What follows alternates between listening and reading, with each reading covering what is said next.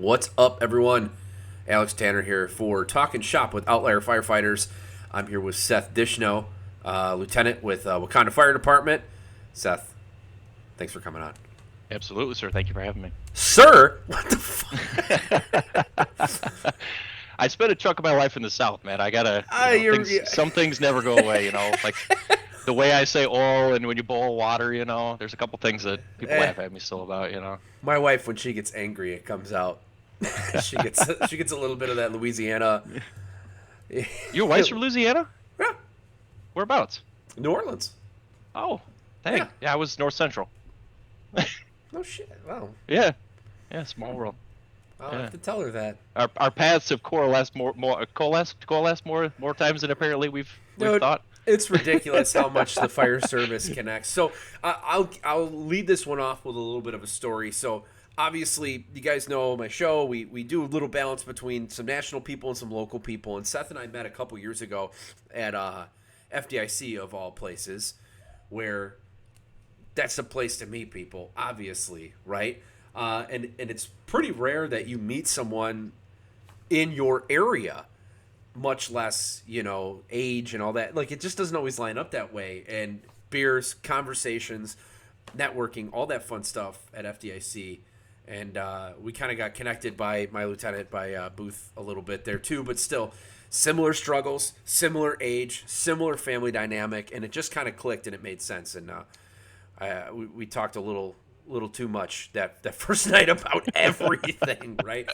And maybe that was the seeds of this show to a certain extent. But again, thank you for coming on. It's going to be a lot of fun tonight, and you guys, it's going to be a good one. So be ready to listen. So Seth, we'll kind of just start with you. So what was your first exposure to the fire service?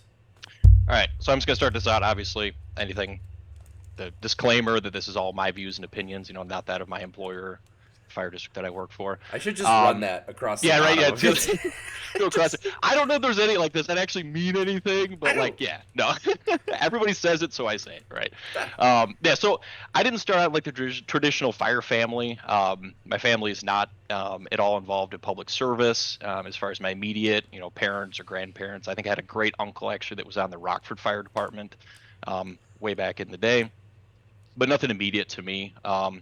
I started out my career as a carpenter, and I was going to do that full time. Started going to community college.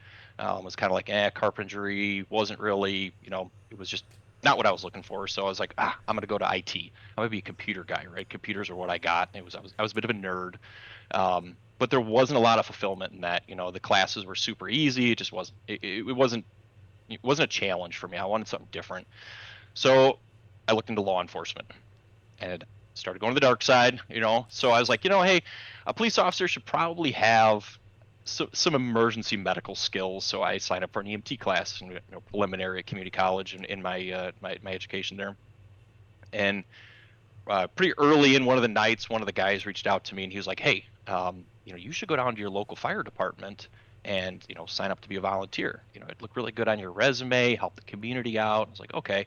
So a little bit of backstory: I am not from the Lake County, McHenry County area. I grew up out in Stevenson County, which is the county west of Winnebago County, so west of Rockford, 30, 40 miles west of there. I grew up in a little town. Later in my, I obviously grew up in Louisiana as well, but later on, north of Freeport, about 15 miles, small town called Orangeville, about 750 people in that town. I lived about 4 or 5 miles out in a little farmette outside of town. So I go down to local firehouse and get my application, fill it out and, sit down with the fire chief, does a little impromptu interview. And he's like, yeah, I think you'd be a good fit here, blah, blah. And he's like, he was, I believe, a machinist by trade. Chief Wickman was his name. And I think he was a machinist. And he said, you should really look at doing this full time. I kind of wish that that's what I would have done earlier in my life and blah, blah. And I was kind of like, yeah, whatever, man, I'm gonna be a cop. I'm not going to do this. So I did a few trainings with them. I got my little blue light, which is somewhere back here hiding out. I have my little blue light on my dash. I got my pager, they issued me on my hip. And I'm, at home with my parents. The pager goes off, so jump in my car, flip the blue light on, go racing down there. And it was the greatest thing ever. It was like, it just changed my whole life. Like, to just be part of that culture in the volunteer firehouse was just absolutely phenomenal. I mean, they were the coolest guys. And that was kind of what just sucked me into it. It was just the spirit of the volunteer, and what I thought was like this is Americana, right? Like this is people just helping people for no other reason than to help them, and just an absolutely awesome group of guys, that just kind of just absolutely hooked me on it, and you know, So other than from pager, how much time did you spend at the station then? Did you go in for training? Did you go to do any of these things? Like, I want to say we did like a once a month training. It was like the first Tuesday of every month, I think, was training, but it was a small town, and I was a homeschool kid, so don't pick on us too much. So I didn't have a lot of, my friend circle was very small.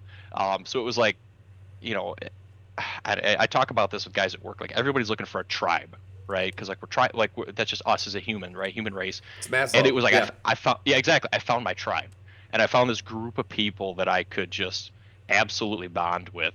So I spent a lot of time down at the firehouse. I mean, we would just hang out. It was, guy texts you and be like, hey, I'm down here. You just show up and you're washing rigs or you're working on something.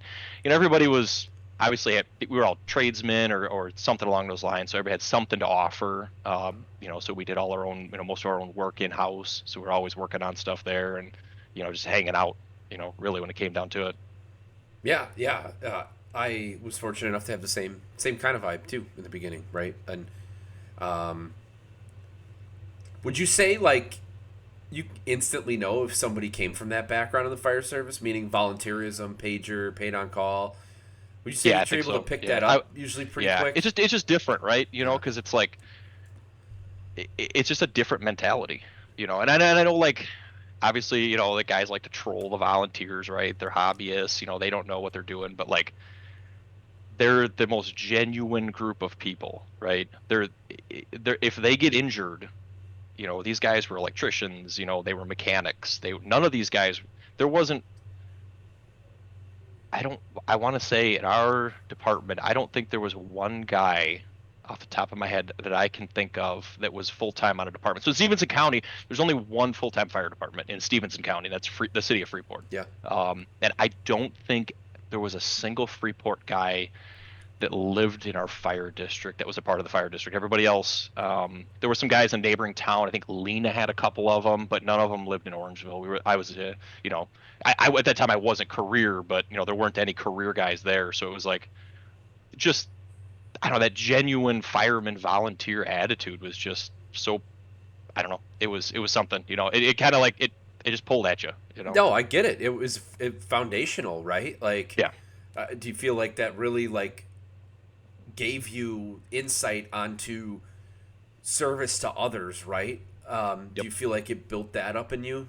Oh, absolutely. Yeah, it set that mark of like why you do what you do, right? I mean, the paycheck is nice.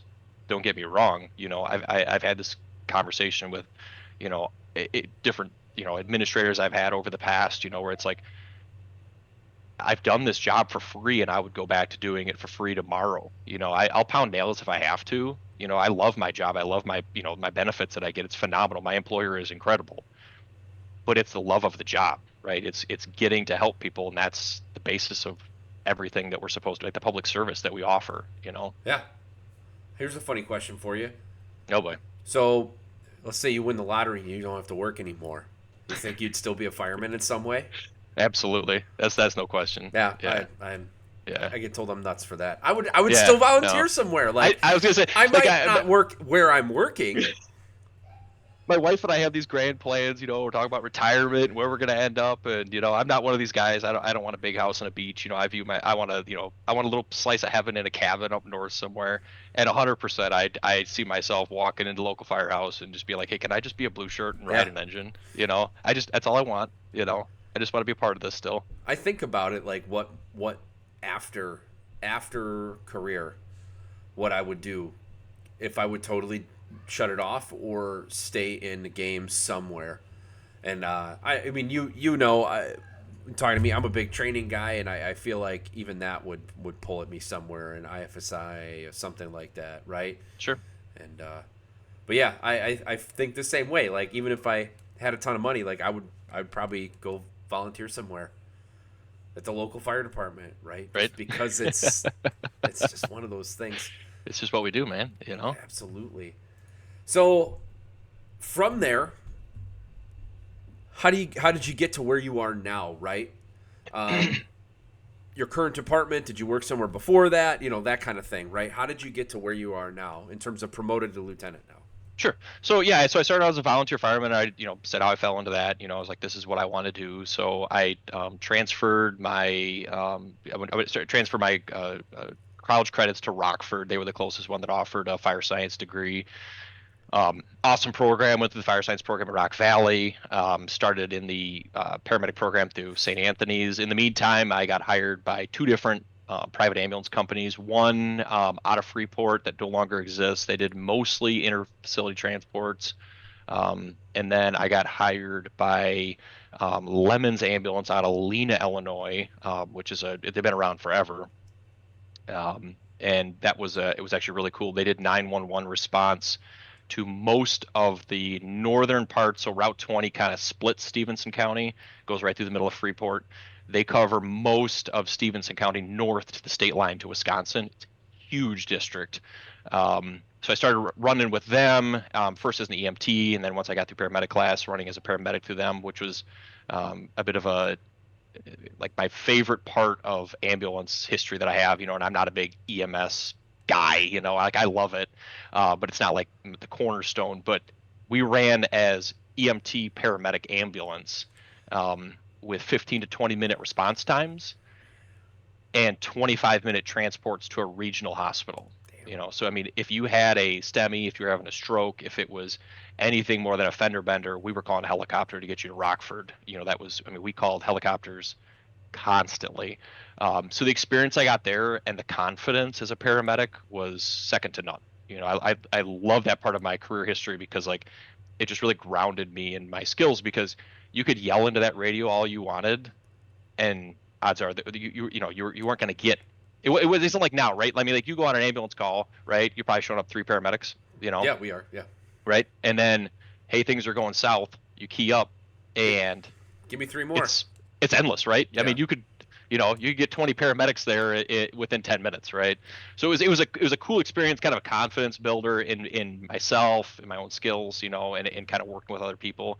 So fast forward, I graduated fire science, graduated paramedic class, started testing, and I'm going to assume we were probably testing close to about the same time. And it was very disheartening, right? So when I got into fire science, the program director told me, oh, there's going to be all these retirements. Everybody's leaving the fire service because all the, that generation is all retiring. And this was like in the 08, 08, 09. I was all excited. Like, there's going to be all these opportunities. And then you go start testing, and you show up, and there's 200 people there, right, on a Saturday morning. And I had driven in, sometimes 130 miles for this test from my house, so my whole day was shot. And you show up, and the chief's like, nobody's retiring. Unless something happens, knock on wood, there'll be no hiring off of this list. But we have to establish a list because of state law. And you're kind of like, ugh. And I did that, and I did that, and I did that weekend after weekend after weekend was spent doing that. And it was so disheartening. And I was kind of like, man, maybe this isn't for me. Maybe I take my medic license and I pivot into nursing, or I go back to school for something else because this just isn't working out. And then I got the call. And the city of Freeport called me up, and they were like, I had taken their test a while back. And they called me up like, hey, you're up. We need you to come in. Are you interested in a job? Blah, blah, blah. And gave me a conditional offer. I accepted. And next thing you know, I'm riding, the ambulance out there at that time. I think they renamed them now back to just numbers, but that time it was One Boy 17. I show up at the firehouse, and I'll never forget, my captain came out, and he's just an awesome guy. And he's like, that's your ambulance. In there they run their ambulances by seniority. I assume they still do that. The bottom guys are on the ambulance. They run 2-man ambulances. And he was like, that's your ambulance. Learn to love it. That's what you're going to be on for the next however many years. And I was like, dude, this is incredible. I've made it, right? And it was like, the guys at the firehouse in Orangeville, I was still a volunteer at the time. I was still living with my parents, and it was just like, they were so pumped, man. He's made it. This guy's a full-time fireman. And it was just like, that it was like just a pinnacle of my life to like, I finally made it, And then, fast forward, I'm about a year on the job there, going through a lot of personal stuff in my life. And I had taken a lot of tests. I was on, quite a few lists, and Wakanda calls me up, and I was like, something, I could use a change. So it wasn't nothing at Freeport. Freeport's a phenomenal fire department. I love those guys. I had nothing to do with that department. I have nothing but the best for them. And but I was like, something, it's time personally, my own personal life. I need to get out of this area. So I moved east of 47, or as my dad calls it, the city of Chicago, because anything east of 47 to people out there is the city of Chicago. So packed up my bags, moved east.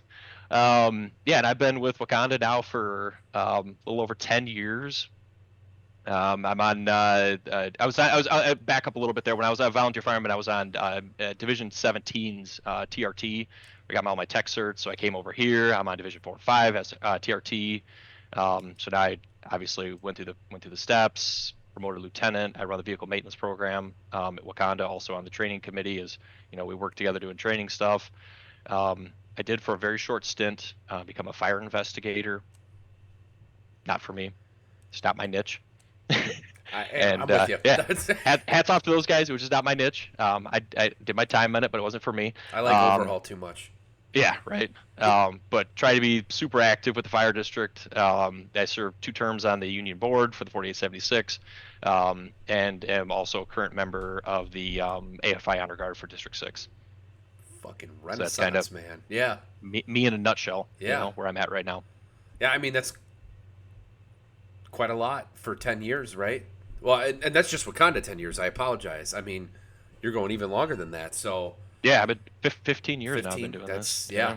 I mean, time goes by fast, man. I feel you. I know. I definitely feel you on that. Which we'll get into that. So I'm 13, you're 15, right? Total. Yep. And we'll get back into that. Remember those numbers because of where we are in terms of experience within the fire service, right? Because that's going to be one of the kind of the conversations that we talk about like that next generation of leadership and all that. So is there a test on those numbers? Yeah. Okay. Go ahead and just write them down. You can put them on your hand or something. Yeah. Did you just say grease pencil on the tailgate? Grease pencil on the tailgate. I'm sorry. I'm in my garage. That might be the most fireman thing I've ever heard someone say on this show. So you've mentioned a few names, and we've kind of talked through your experiences, but I asked this question, and I always try to make sure I give some context to it. Early in our careers, it might be someone you remember that you never got to say this to, but there's always people in our career that capture us early, show us really good things, and they carry on throughout the rest of your career. You might not have been able to say thank you. If you did, even better, but is there somebody like that or people like that come to mind for you? Oh, yeah. I thought about this question quite a bit. And that's one area that I think I was really blessed in. I mean, obviously there were people in the volunteer fire service that made a huge impact on, me, and kind of furthering that, building on that spirit of volunteer, to, with the, Chief Wickman and those guys over there, phenomenal guys. But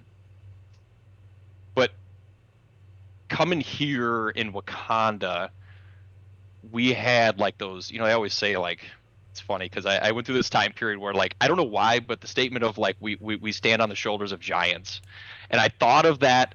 I saw somebody post that on Instagram or something, and it ate at me a little bit because I didn't like it at first, because I was like, why aren't we those giants? Right? Like, what is it? And then the more and more I thought about it, I was like, something that's so true. Because like those giants that we had when I started in Wakanda, like off the top of my head, my first battalion chief in Wakanda was Ed Dagdick, and the influence that he had on so many people, and I mean, I can only speak for myself, but I know he influenced other people. But like, as my first battalion chief, I'm coming to an area I've never been in. I didn't even visit Lake County growing up. Nothing against it. Went to Chicago a couple times, homeschool field trips, things like that. Sure, yeah. But I was never like, I never even heard of Wakanda. So like I was such a foreigner in this land. And he was such a fireman's fireman as a battalion chief, and it was absolutely incredible to work for him. And the connection that he had with his guys, the connection that he had with the families of those people. I mean, at the time, my wife now and I were dating.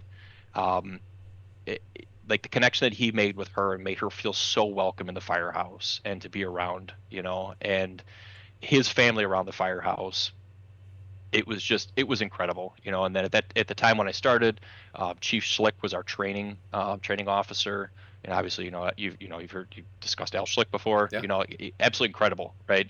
And he's one of those guys that, when I hit kind of a hard point in my career, you've talked about like the slump you go through, right? I went through that, and I was just kind of like throwing my hands up. I didn't know what to do. I was kind of I was struggling.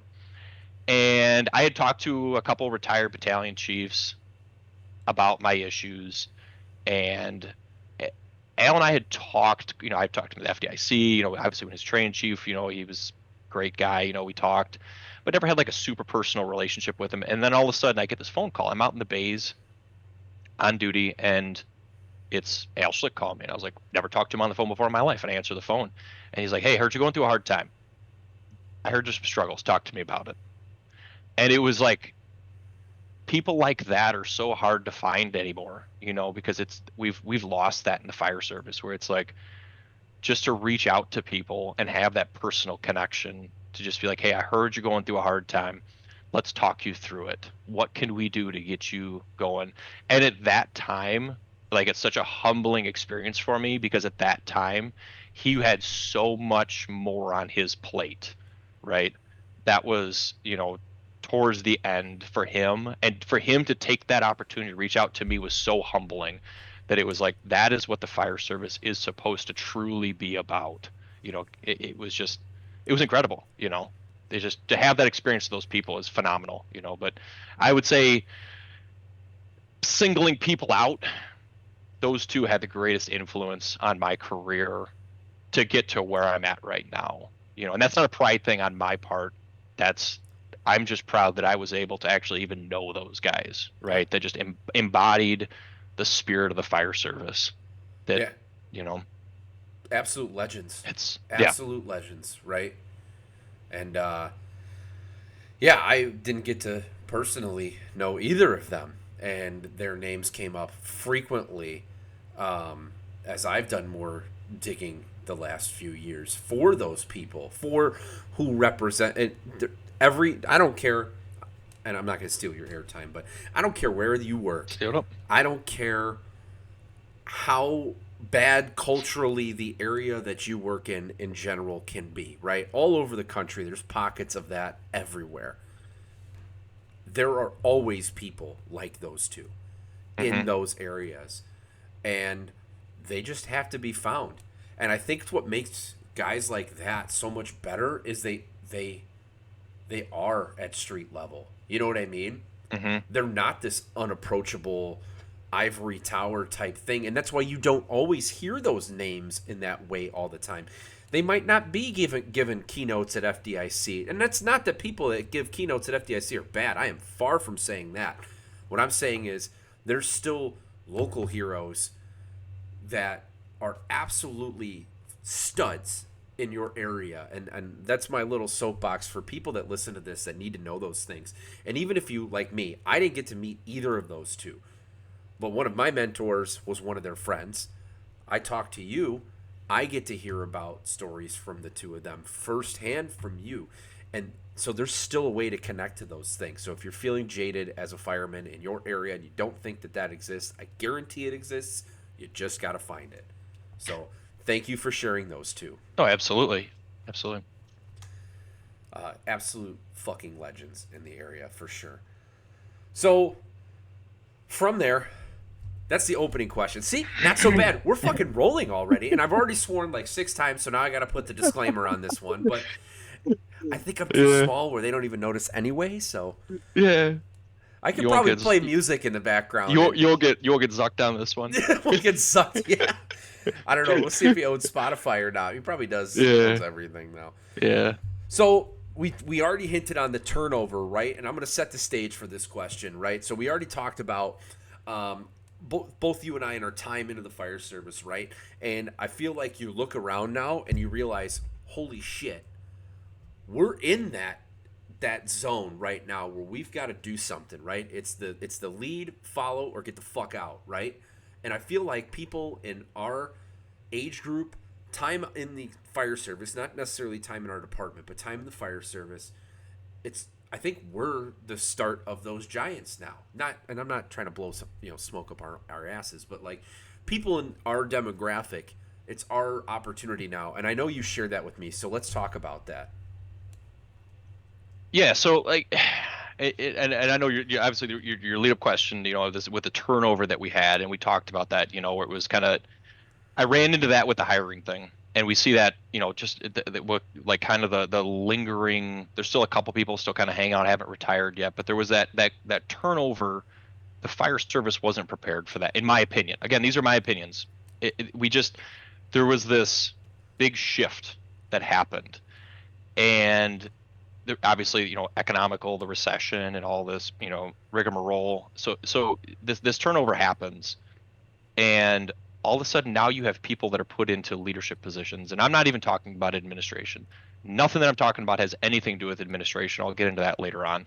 This is all company officer level. This is potentially battalion chiefs by administration. Battalion chiefs, captains and lieutenants is where, in my opinion, the leadership, we'll call it void, is happening. And like we said, this is not one department specific. This is endemic of the fire service right now, that they just not setting people up and being leaders. We're being managers. But like I've said, I've talked to the guys at the firehouse. Walmart has managers and CVS has managers. 7-Eleven, I think, even has managers. And I'm not knocking those corporations by any stretch of the imagination.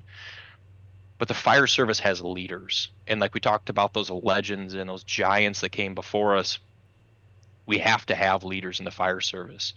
And with this massive turnover, the new generation that's coming on is different than the generation that came on before.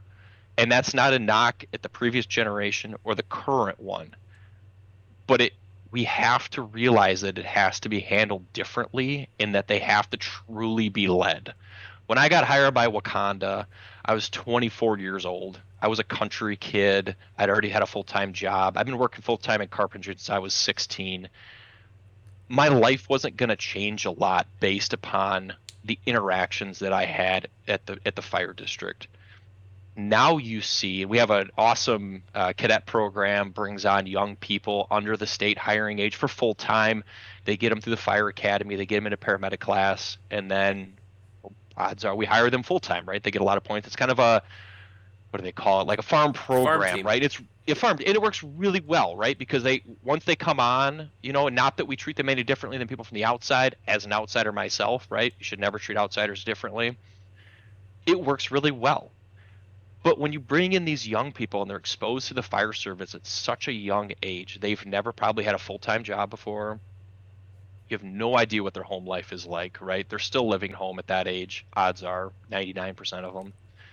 So all of a sudden you become, and obviously they're with our contract, they're bound to a certain amount of hours they can work, however that works. But they're they're spending so much time in the firehouse, and that becomes their tribe that they want to look up to. And they're looking for that leadership, right? That's a population that you absolutely have to capture when it comes to that turnover. And then with even just a full time, say you're hiring a guy, it's 23, 24 years old. It's not the same when you hired a 24-year-old guy 15, 20 years ago. These guys are still coming in. They're needing that guidance, right? And that's where it comes to being a leader, how you're supposed to walk in the firehouse. And I don't mean that literally, sometimes literally, but how you're supposed to talk in the firehouse, how you're supposed to interact with the public, how we act on calls. That's not even touching on training, just personality wise in the firehouse, right? Because that is what builds everything. Because we do the job really well when we go out there. But if the foundation in the firehouse isn't set, right? You don't have that keystone, that cornerstone of your foundation set in being a fireman and how you're supposed to be, it throws everything else off. And eventually out in the field, it does impact that, right? And I know that at the company officer level, or even at the company level at the coffee table, right? We want to blame administration, right? It's the easiest thing to blame. Oh, they're not, I could do it easier than that. It's it's such a negative thing that has gotten into the firehouses globally, right? And it's not helping the impact of leading these young people, right? And being truly leaders. I can make sure that you got your checks in on time, that you're wearing your uniform, but if you're hitting on those issues, you've missed the broader picture because the rest of those things will come in line to where you don't even have to have those conversations, right? And I'm not saying this from an expert in any stretch of imagination. Like we talked before we started this, I'm approaching this with questions, right? I'm looking for that guidance on how do we be those leaders, right? I mean, I'm not coming in here like experts in this field like you've had on here. I'm just a little guy in a small pond, just trying to find that guidance, and to lead those people, to where we can change this culture in the fire service. And there's awesome, there's a revolution that's going on in the fire service, right? Where, the 10 years ago, these things didn't exist, right? There was, podcasts like yourself didn't exist. There weren't, firemanship wasn't a thing locally, and now you're seeing so many opportunities coming up, and it's opportunities to guide these young people into, to be like, hey, this is the fire service that you want to be a part of. This is it's there's better things out there. Pay and benefits are great. Being a firefighter is the best thing in the world, and helping people and knowing the mission of the fire service, and trying to guide people towards that. And that's where it's at as a leader, right? It it's hard to find, Yeah, you have to expose them. I think is probably the and I don't have a ton of experience. I have definitely a success on my resume, if you will, from my last probationary guy, right? Like, and he's fantastic, but it wasn't without some effort, right? And it was exposing him to those things and letting him decide whether or not he believed in them or not. I couldn't sit there and tell him all day this is how it's supposed to be. I had to show him resources, and I think that that's becoming now easier for us to do. So you talk about the guy from nowhere, right? The guy from nowhere is getting shit done in the fire service more so than we realize. Like, do you know Search Culture? Do you know Justin Mm-hmm. McWilliams? Mm-hmm. He's from Clackamas County. Where the fuck is that? You know what I mean? Yep. But his revolution that's coming behind Search, and the way he speaks about it now is undeniable fact. And he's just some guy from nowhere. You know what I mean? And that's how he doesn't work for FDNY. And I think that circling back to that is like the you talked about being like a small fish or in a small pond or something like that. Your recognition of the not lack of leadership, but the void that's coming up. That awareness now comes with an obligation to do those things and not think about where you're from or who you are or what it is. There's a role that needs to be filled, and you're in it. You know what I mean? Yeah, and I think part of that too is like I don't think people realize the impact of the little things that they do, right? Um, you know, I'll skip forward a little bit because I had this. I was going to talk about this later, but I'll talk about it now. Sure. I'll never forget. There was one morning we were doing truck check. It was early in my career. I was doing the Saturday morning truck check, and I had found something that wasn't right with a saw. It was like, well, I don't remember if it was used on a call or just whatever. It wasn't maintained, and I was irritated by it, right? And I walked around the station to everybody else doing the truck check. Oh man, look at this! These guys left it this way, blah blah blah. Running my mouth. And the lieutenant for the day, he's a retired battalion chief, Dan Fry, great guy. He pulled me into his office a little bit later, and he kind of said, hey, that wasn't good. That's not how we act around here. We could have talked about this in a better way. And at the time, I was just kind of like, it just, yeah, whatever. But it sat in the back of my head. And that was like kind of a bit of a turning point for me, where like that little thing that he said, because he called me out on it. And it sat back there and it shoot at me and it shoot at me and shoot at me. And finally I was like, you know something, I can't be doing this, right? Because that was, I did that a lot where it was like I just had no problem just shooting from the hip at people. If I know I'm right, I'm right, right? It's like I got that type of personality, and it the little things and the impact, that butterfly effect that it can have. I don't think people understand that, right? And there's roles where that happens, right? As senior blue shirts, right? People look up to you, and then once you get those, the bugles, or as some of the guys that call them the doot to doots, right? You get those on your shirt, and then people look up to you, right? One day you're a blue shirt, next day you're a lieutenant, and the way you carry yourself, you have to remember that like people are paying attention to that. What you say, it's going to sit back there, whether it's good or bad, right? And that may have an impact on them and affect them, right? I mean, with the younger generation, part of that responsibility, and why I think it's this awesome responsibility that we have, is that you're going to change them or have an impact on them, not only how they walk and talk around the firehouse, but probably a lot of their personal life, right? Because those are very malleable years of their life. They may change their entire trajectory and the type of person that they end up becoming based upon how you as an officer, you as a senior blue shirt, as a shift mate, carries yourself around there, because they look up to you and they want to be like that, right? You're a semi-father figure in their life, and that's an incredible, should be incredibly humbling, right? As far as how we act around them, and the type of leadership that we offer them. Yeah. Yeah, and man, I've lived through those same mistakes in that same run my mouth more than my legs. Like it, and I would imagine a lot of us are like that at some point, right? You're young and you're the best, and everyone else sucks, and all that other stuff. Like that, you just get in that loop where you just, it's so self destructive. Hmm. And you don't realize the ripple, the butterfly effect. You don't realize all that stuff until years later. You're looking around like, man, I really screwed that up, didn't I? And kudos to someone pulling you aside and having that conversation, because not everyone gets that conversation, No. right? And that's one of those things, right? Like I've tried to remember the impact that had on me, right? And it was like it how it affected me. It's like, something, there's nothing wrong with doing that, right? There's nothing wrong with pulling people aside. This, don't chastise somebody in front of everybody, but there's nothing wrong with pulling them into an office or into a room and just be like, hey man, you know we can't act like that. But at the same time, the same thing needs to happen with, hey, what you did was really good. Yeah. When it's good, right? That's I look for a lot of guidance, right? Especially like right now, I'm looking for that guidance in a leadership role. And I remember we went on a rough 1050 a while back, and things didn't go as smooth as they could have. And my battalion comes out later in the day, and he sits down and he says, "Where could you have done better? What do you think you went wrong? Let's talk about it." And it was kind of a foreign thing for me, right? Because it's like a lot of times you just get a pat on the back. Hey, the fire went out. Everybody went to the hospital.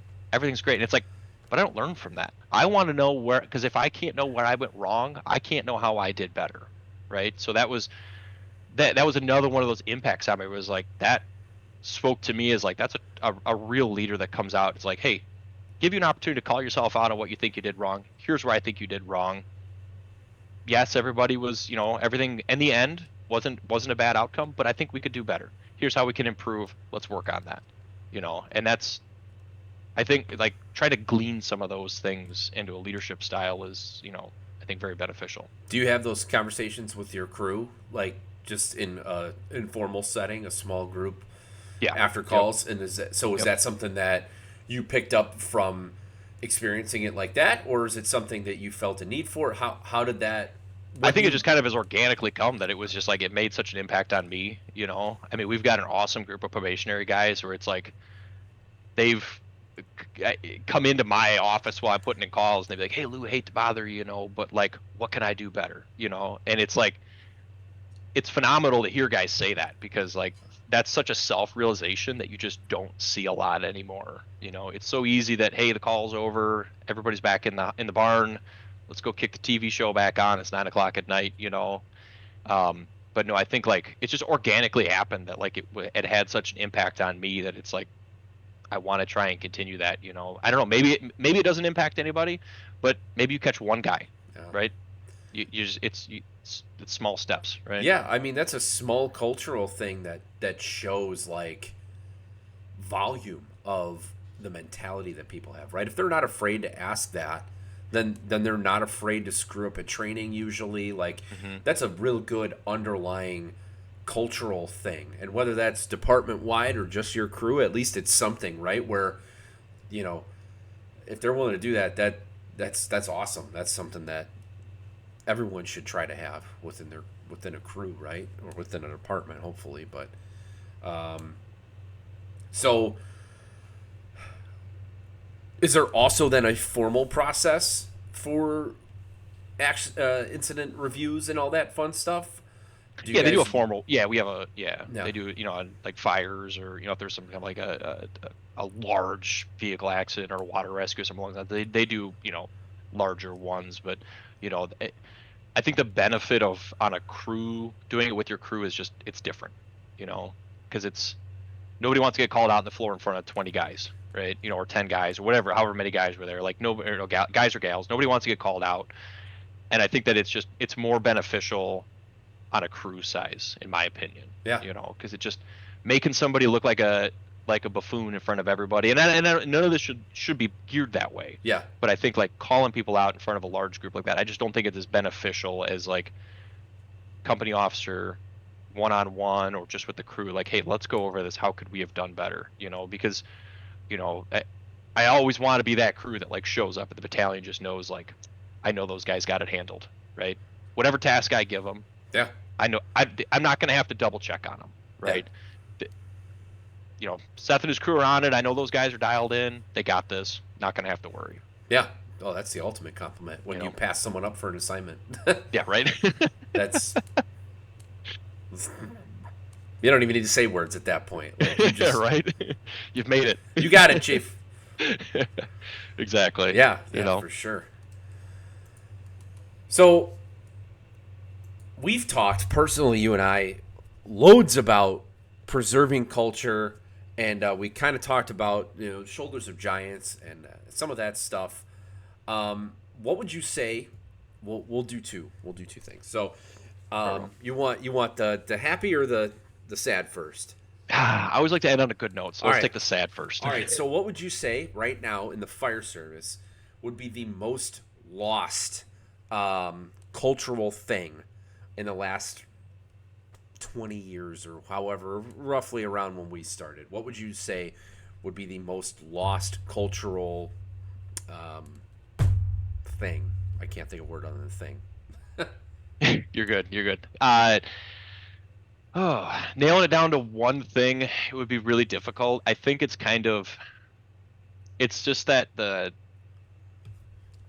spirit of, I don't want to keep bringing that up because it just sounds kind of, I don't know, but like the spirit of the volunteer, right? You can bring it up, yeah. Well, I mean, like the spirit of the firefighter, right? It seems like it's lacking right now. We're in such a strange time, and it's everywhere, right? It's not just in the fire service. You see it's endemic of our society in general, right? And it's, I know we've talked about this before, where it's like you have those foundations in your life that are like unshakable. And the fire service is one of those things where it was just like, because of how I was brought in the fire service and the people that I worked, being a volunteer and then working for Freeport and then coming to Wakanda, it was like those guys were just so unshakable, and gals. And then you look at the fire service as a whole, and this is not it's everywhere right now, where it's just like it's just a very strange time where there's like groups that are very on fire for the fire service. Said fire twice, but you got to like find them, right? It's not endemic of the entire fire service right now. I think that people are moving in the right direction, whether we may be headed, hopefully pushing us back towards where we've been, but there's a lot of forces dragging us back down, right? Where it's like the just the very traditional building each other up, being there for each other, being there for our families. It seems like there's just so much draw away from that right now. And it's a daily fight against that, right? The tradition of the firehouse table, right, where we solve all life's problems and we walk away from it, sometimes happy, not sometimes sad. It feels more and more like that's not the case, right? It's not this place where brethren gather.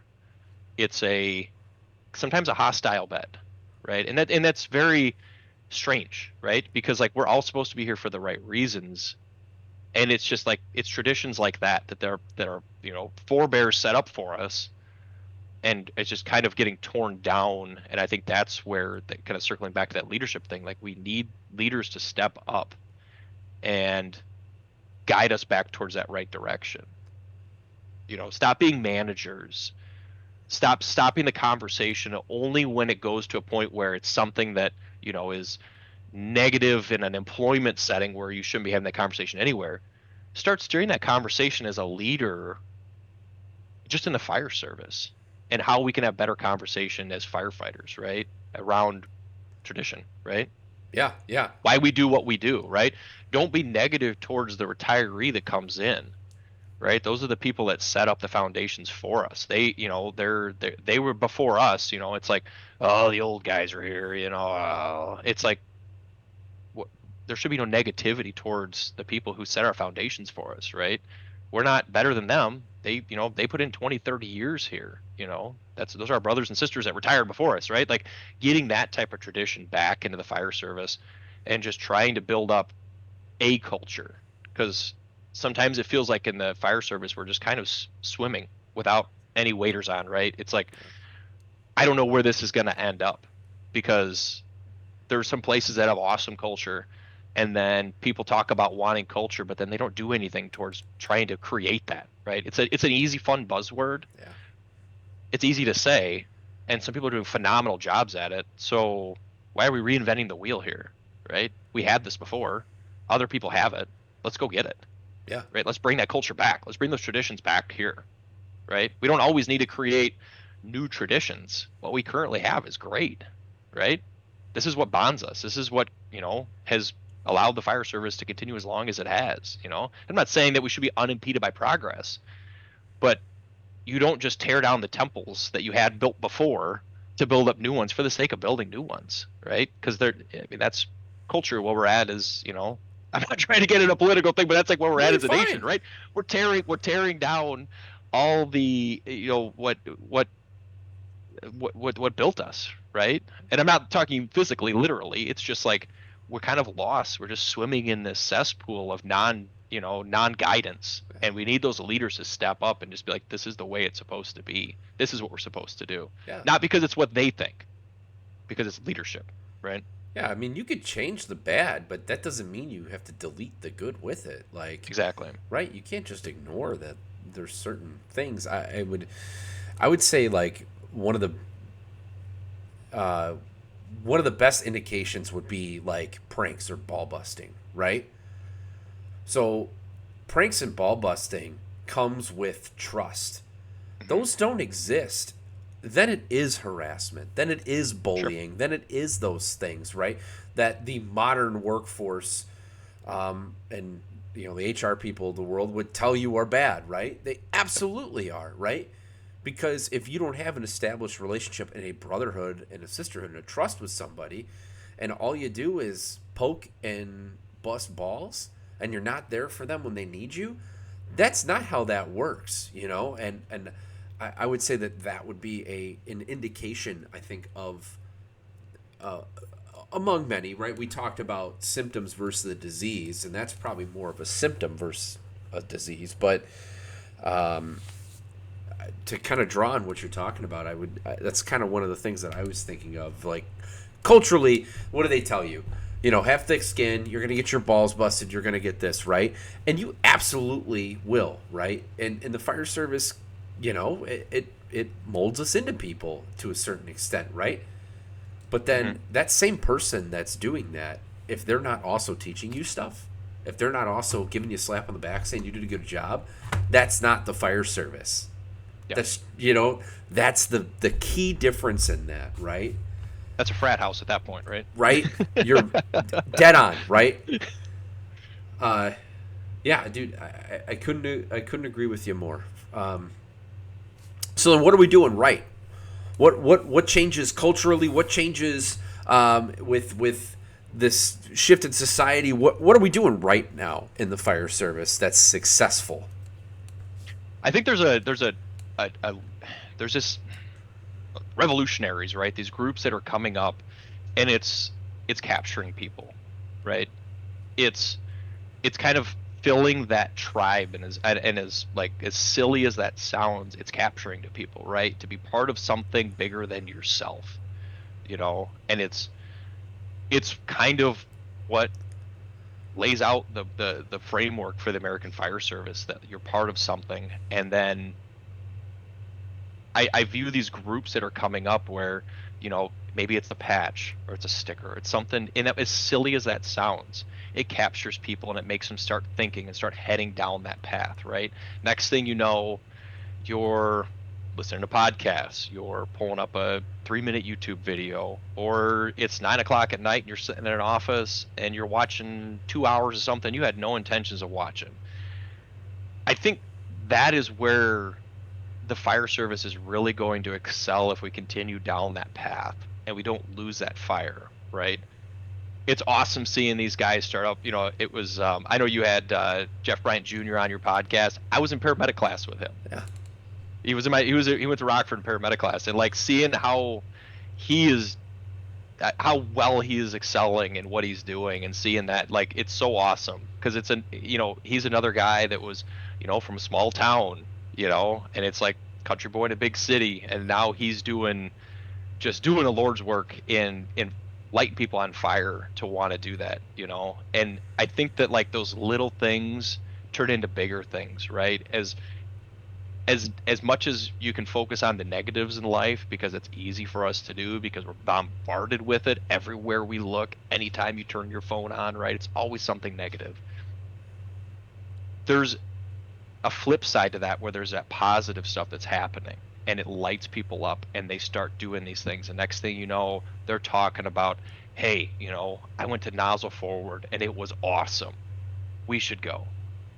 you know you talked about going to Rid Under Fire, and I was like, hey, that's awesome. That's one I've always wanted to take. I've never done before. Unfortunately, the class is always full, so yeah, I couldn't get into it last year, right? But it was like those little things, those little impacts that we're having, I think, are kind of shifting it to where it's like that. I believe they call it an anti-culture, right? Is that an anti-culture? I don't know. It's kind of like the rebels, right? yeah, There's a draw to it, right? That, like, hey, this isn't mainstream, and all of a sudden, being traditional is being a rebel now, and it's yeah, really cool. It's really cool to see, right? Because it's like, oh, maybe it's not so nerdy to be a traditional fireman. That seems pretty cool, yeah. and not that, like, it's like, hey, we're going back to the old ways. It's like, no, it's getting people interested in going to trainings, right? It's drawing people to go to places like FDIC, where it's like, no, FDIC isn't this place where super nerdy firemen walk around and, It's not a stroke it's like, fest. Yeah, no, exactly, yeah, because that's what everybody wants to say, right? yeah, It's like, no, this is an awesome place where you can get this incredible recharge, right? And take in so much information and be with so many awesome people and pick up so much stuff. And it's like, you see that again and again, where it's like these groups start to form, and I've talked about this with our training chief. It's like, it's funny because you kind of see the same group of people coalescing in different areas. You see them, you see them in FDIC. A lot of them, you see them in the honor guard, for AFI honor guard. It's like a lot of these people, kind of this anti-culture of, like, getting back into what the fire service is supposed to be about, and I think that's a breath of fresh air that, I kind of am stepping into, I guess, over the last couple of years, because it was like, up until that point, I wasn't as active as I should have been, right? I'd started kind of backslid into that, you know 24 on, 48 off trainings, yeah. and now it's like getting lit on fire by these guys and gals, and it's like, it's phenomenal, you know I mean, that was my first time when I met you at FDIC. That was my first time at my first time attending like the actual conference. I'd gone to look at apparatus before, Yeah, being on yeah, the committees. different. Totally different, right? That was my first year going as an actual like attendee of the conference, and that was game changing, right? Yeah, I mean, you either right as it stands, that stuff either makes sense to you or it doesn't, and so like that's that the gap between those two, ends is starting to shrink a little bit. I think you're seeing those things like I think I've said it before on this show, like Chief Rhodes, Dave Rhodes is in charge of fire engineering now. He's like an OG smoke diver, like the secret club of the most badass firemen in the country that nobody really knew that much about. I shouldn't say nobody, but like smoke divers in that Georgia Smoke Divers wasn't like as well known. I think those fools chapters, another thing. Like, so these guys are all in these weird little, and again, you talk about you run into the same people in the same circles. They're just in different, entities or whatever like that. They're all starting to line up right now. Yep.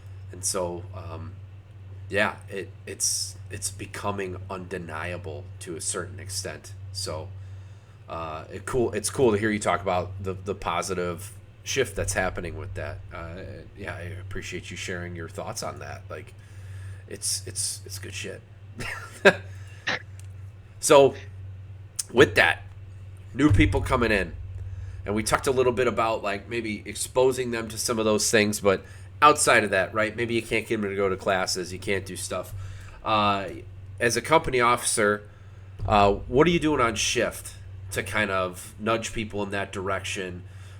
Or kind of show them that vibe? Well, like we were saying earlier, it's like a lot of these guys, a new generation coming on, and I hate the generational gap. It ain't going anywhere or whatever. Well, not only that, but like just I think like I don't want to say discrimination because it's not discrimination, but like saying that they're somehow different or whatever. I think that's baloney. I totally disagree with that, and I guess fight me on that one. But like I just think it's a leadership thing when it comes down to it, right? Where it's people want to be led. It's in our nature, right? So we have these young people that are coming on,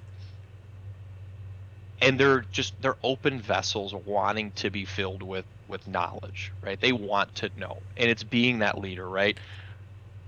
Stepping outside of, I can come in, I could do my checks, I can go sit in my office. Oh, we got to go to training, and we go up there, we do it, we come back, and then our days, it's taking that extra step and realizing that like they're wanting more than that, and especially now with the opportunity in the fire service. I mean, everybody's short right now on people, right? There's so much opportunity to be had anywhere. You can walk into any department right now and probably get a job within a very short amount of time. It's not as difficult as it used to be. So we have to go make ourselves stand out in order just for retention alone, right? I mean, when I started, it was unheard of that a full-time person left their full-time job and went to another full-time job. It never happened, right? I never heard of it.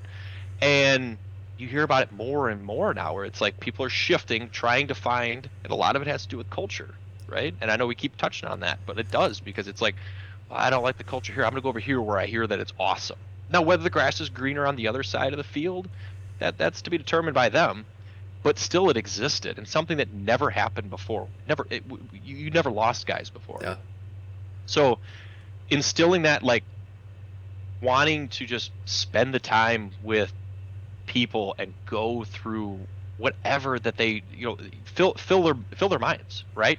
Bombard them with information, right? Teach them everything that you know, and take that time. They when I was hired, it wasn't, you didn't have to explain to me, what a wrench was, or what the difference between a drill and an impact or things like that, but it's like a lot of these people coming on, they're blank slates, which is it a pain? Not really. I wouldn't say it's a pain, but it's an awesome opportunity, because you get to lay the groundwork for everything, absolutely everything. Hey, here's how you talk to grandma at a chest pain call, because I noticed you're kind of awkward when you talk to people. Here's how we interact with the elderly, right? Here's how we interact with business owners when we go in for an inspection or a pre-plan or something like that. It's like, this is this is this is a crescent wrench. If you've ever seen a crescent wrench before, this is a metric. This is a standard socket set. It's like all these things. They're open vessels that want to learn all these things. We have to step up as leaders and go through all these things with them. And in the end, like I said, it's this incredible opportunity that a lot of people didn't have before. Most people that you were hired, they were pretty set in their personality. They were set in their street knowledge, and we're given this opportunity now. And I just feel like it's in the fire service as a whole, it's just being wasted.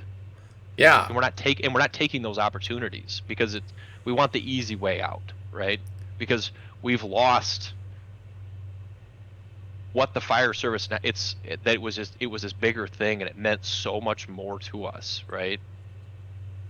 And we filled it with it's just a job, right? Which is detrimental. Yeah. Right? Because it's not just a job.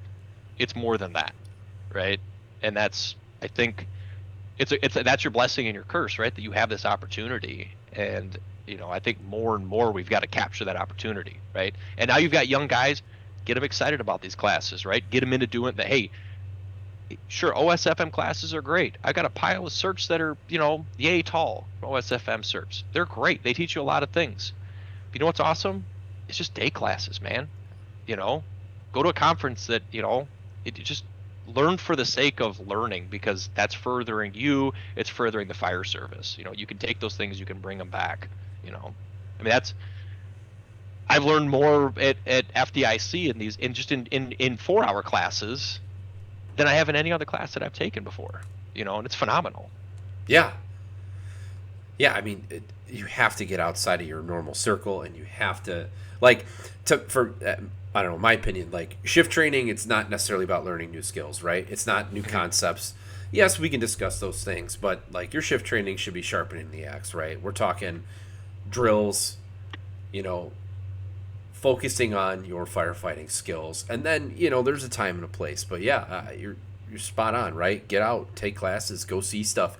And it doesn't just have to be a cert attached to it. I love you bringing that up, right? That's a huge factor. So many people just, I feel like, and I don't know if you agree with me or not, but I feel like a lot of firefighters it's that they don't know what they don't know. They don't know that there's more out there than just state certification classes. So they have no idea that there's these things that can exist, because they assume, and maybe it's just because, people come from,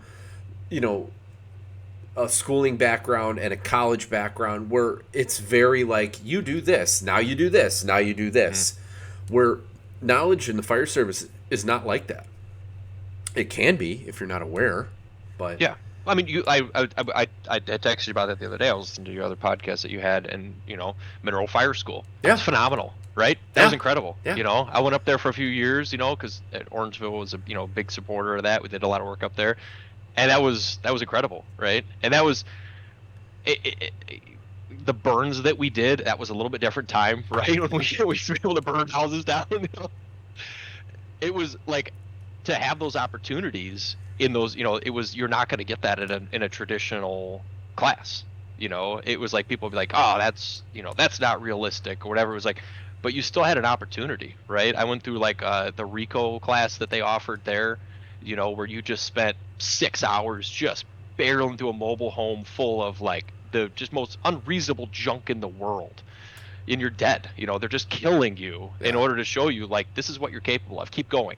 Oh, you think you're tired? Get another bottle. Keep going. And it was just, it's hard to find that type of training anymore, right? Because you can't sum all of that up into an hour and a half of live fire training every quarter, right? And it's not a knock. Live fire training is important. It's great. It's better than nothing. Yeah, I mean, I completely support that. But you have to try and find to be able to go to those opportunities that, like, hey, really push yourself to the breaking point to know what you can actually do.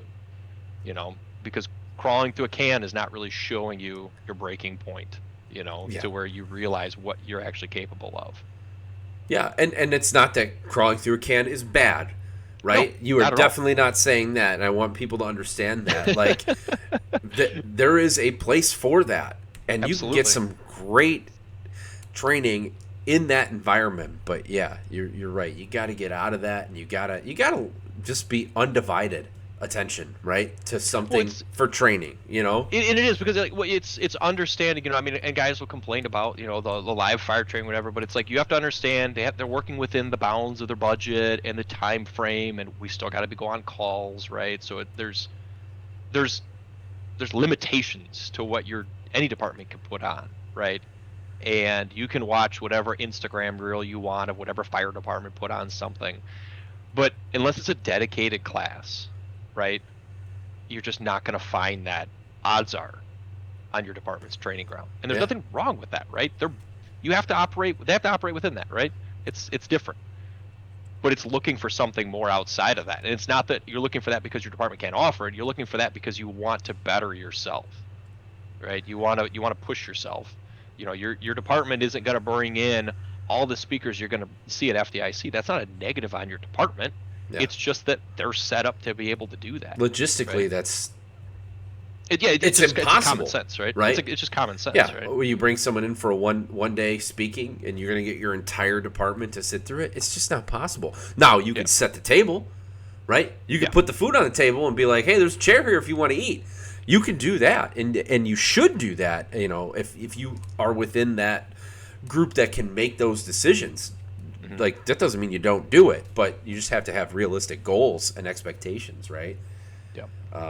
I've always thought, like, with live fire, and maybe we can wrap on this a little bit, but like, this is going to be really shitty of me to say, but live fire on shift is one of the biggest logistical challenges that exists, but it's necessary for every single firefighter to get live fire training every year.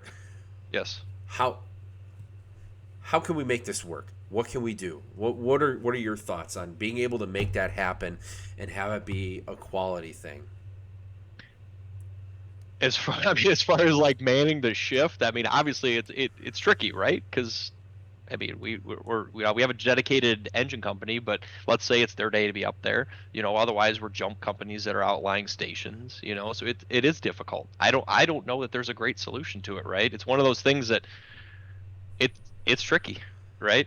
But I've always tried to, like, there's times when I'm in part of companies where it's like, oh, it's live fire training, and it's like, oh, we gotta do this, and they're like, hey, what'd you guys have to do yesterday? Try to game plan, so they can knock it out right away, get it done as quick as possible. And it's like, it's so refreshing when you have a crew of just go-getters, and they're just like, yeah, it's live fire, right? And we're gonna go do this. Let's knock this out. Let's be the best crew. You know what I mean? It's like they get done and they're like, yeah, we did it, and it's like I don't know, like, I think I don't have a lot of problems with the way that it's been going, right? It's logistics from a battalion chief standpoint. No interest in trying to handle that part of it, right? Sure. Making sure that rigs are going on calls. You got 3 mutual aid companies coming in trying to handle all your ambulance calls, I mean, that's what you guys are there for, Yeah. but it, like, as far as doing it on shift, I think that it's kind of, I don't want to say as good as it's going to get, but I don't know that there's a way to really improve on that.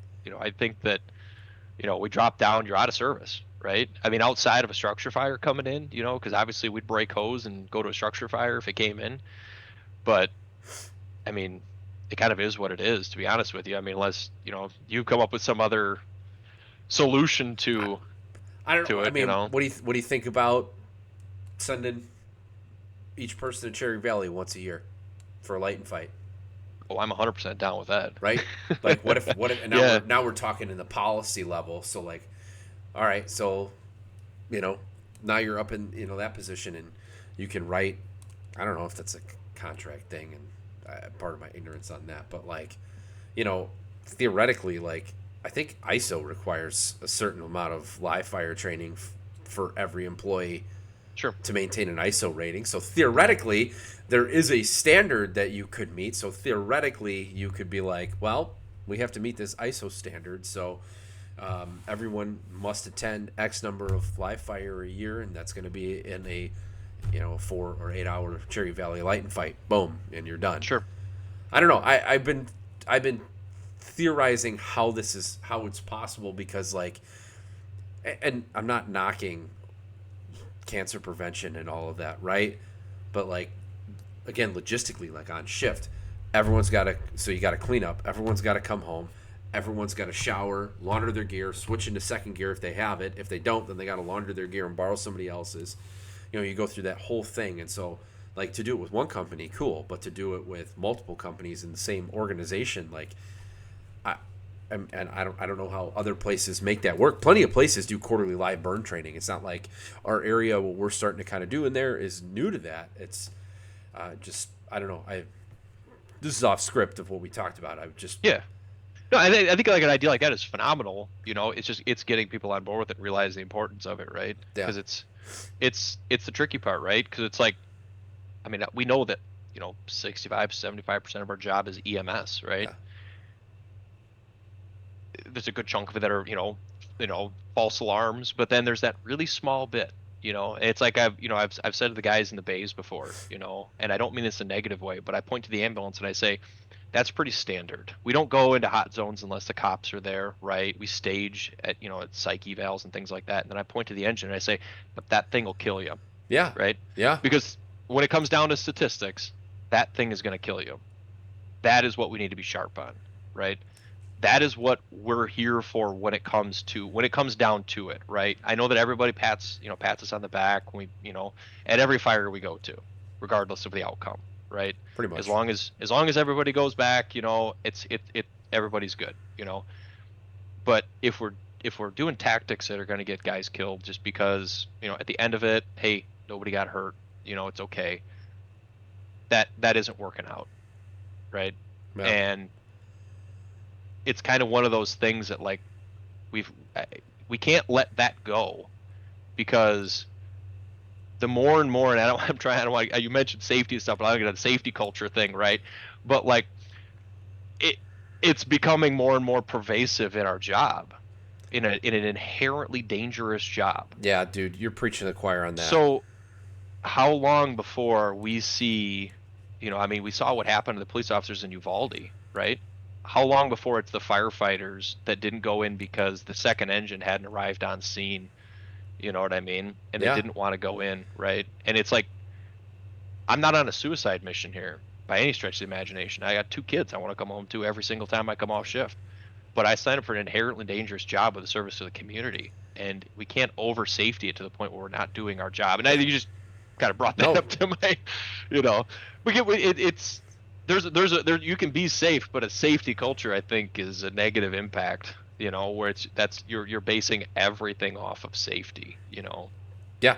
I mean, realistically, you want to look at the numbers, because the data will tell you that aggressively getting in there is safer for everyone. Yep. The data will tell you that searching without a hose line saves people. The data will tell you that initiating a search crew prior to or in, with a fire attack, exponentially higher outcome of survival for victims. Like these. So which data are we going to choose? Are we going to just pull up some NIOSH reports that, they don't even really actually dissect and go through? I know you're going to put a quarter with safety, but well, no, firefighter fatalities have remained pretty constant outside of 9/11 was an outstanding, was that outlier, but civilian deaths have continued to increase in fires, right? And it's like, and I'm not sure, again, I'm not poo-pooing on being like, everybody should go home, right? It's like I don't enjoy it any more than anybody else there when I go out, when I get called from the honor guard, right? Yeah. But it's what we signed up to do, right? It's what sets us apart from a job. Yeah. Right? Is that we're willing to do that for other people. Yeah. Right? That's a tradition of the fire service. Well, yeah, and so to make a parallel, right, to EMS. So if you screw up on an EMS call, you kill someone, right? So because of that, you're required to do a certain number of training, right? Hours.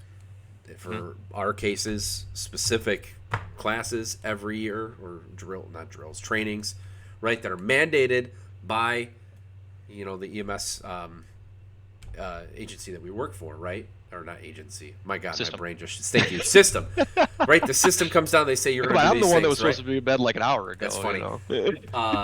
So the system comes out. They say, well, you got to do all these things, right? And yeah, you might get some grumbles about, oh man, well, we got to, bloodborne pathogens again. But everyone does it, right?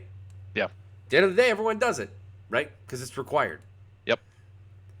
The fire service, and I don't want to, we shouldn't have to govern by a heavy hand, but at the same time, it's like maybe some of those things were, required. Well, now you don't have an excuse, right?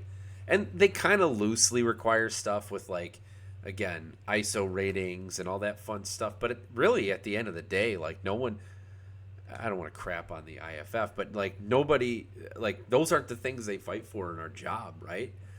To have those kinds of standards. You really want to make firefighters safe, require them to go to a certain, number of trainings, require them to be a certain fitness standard, make that a requirement.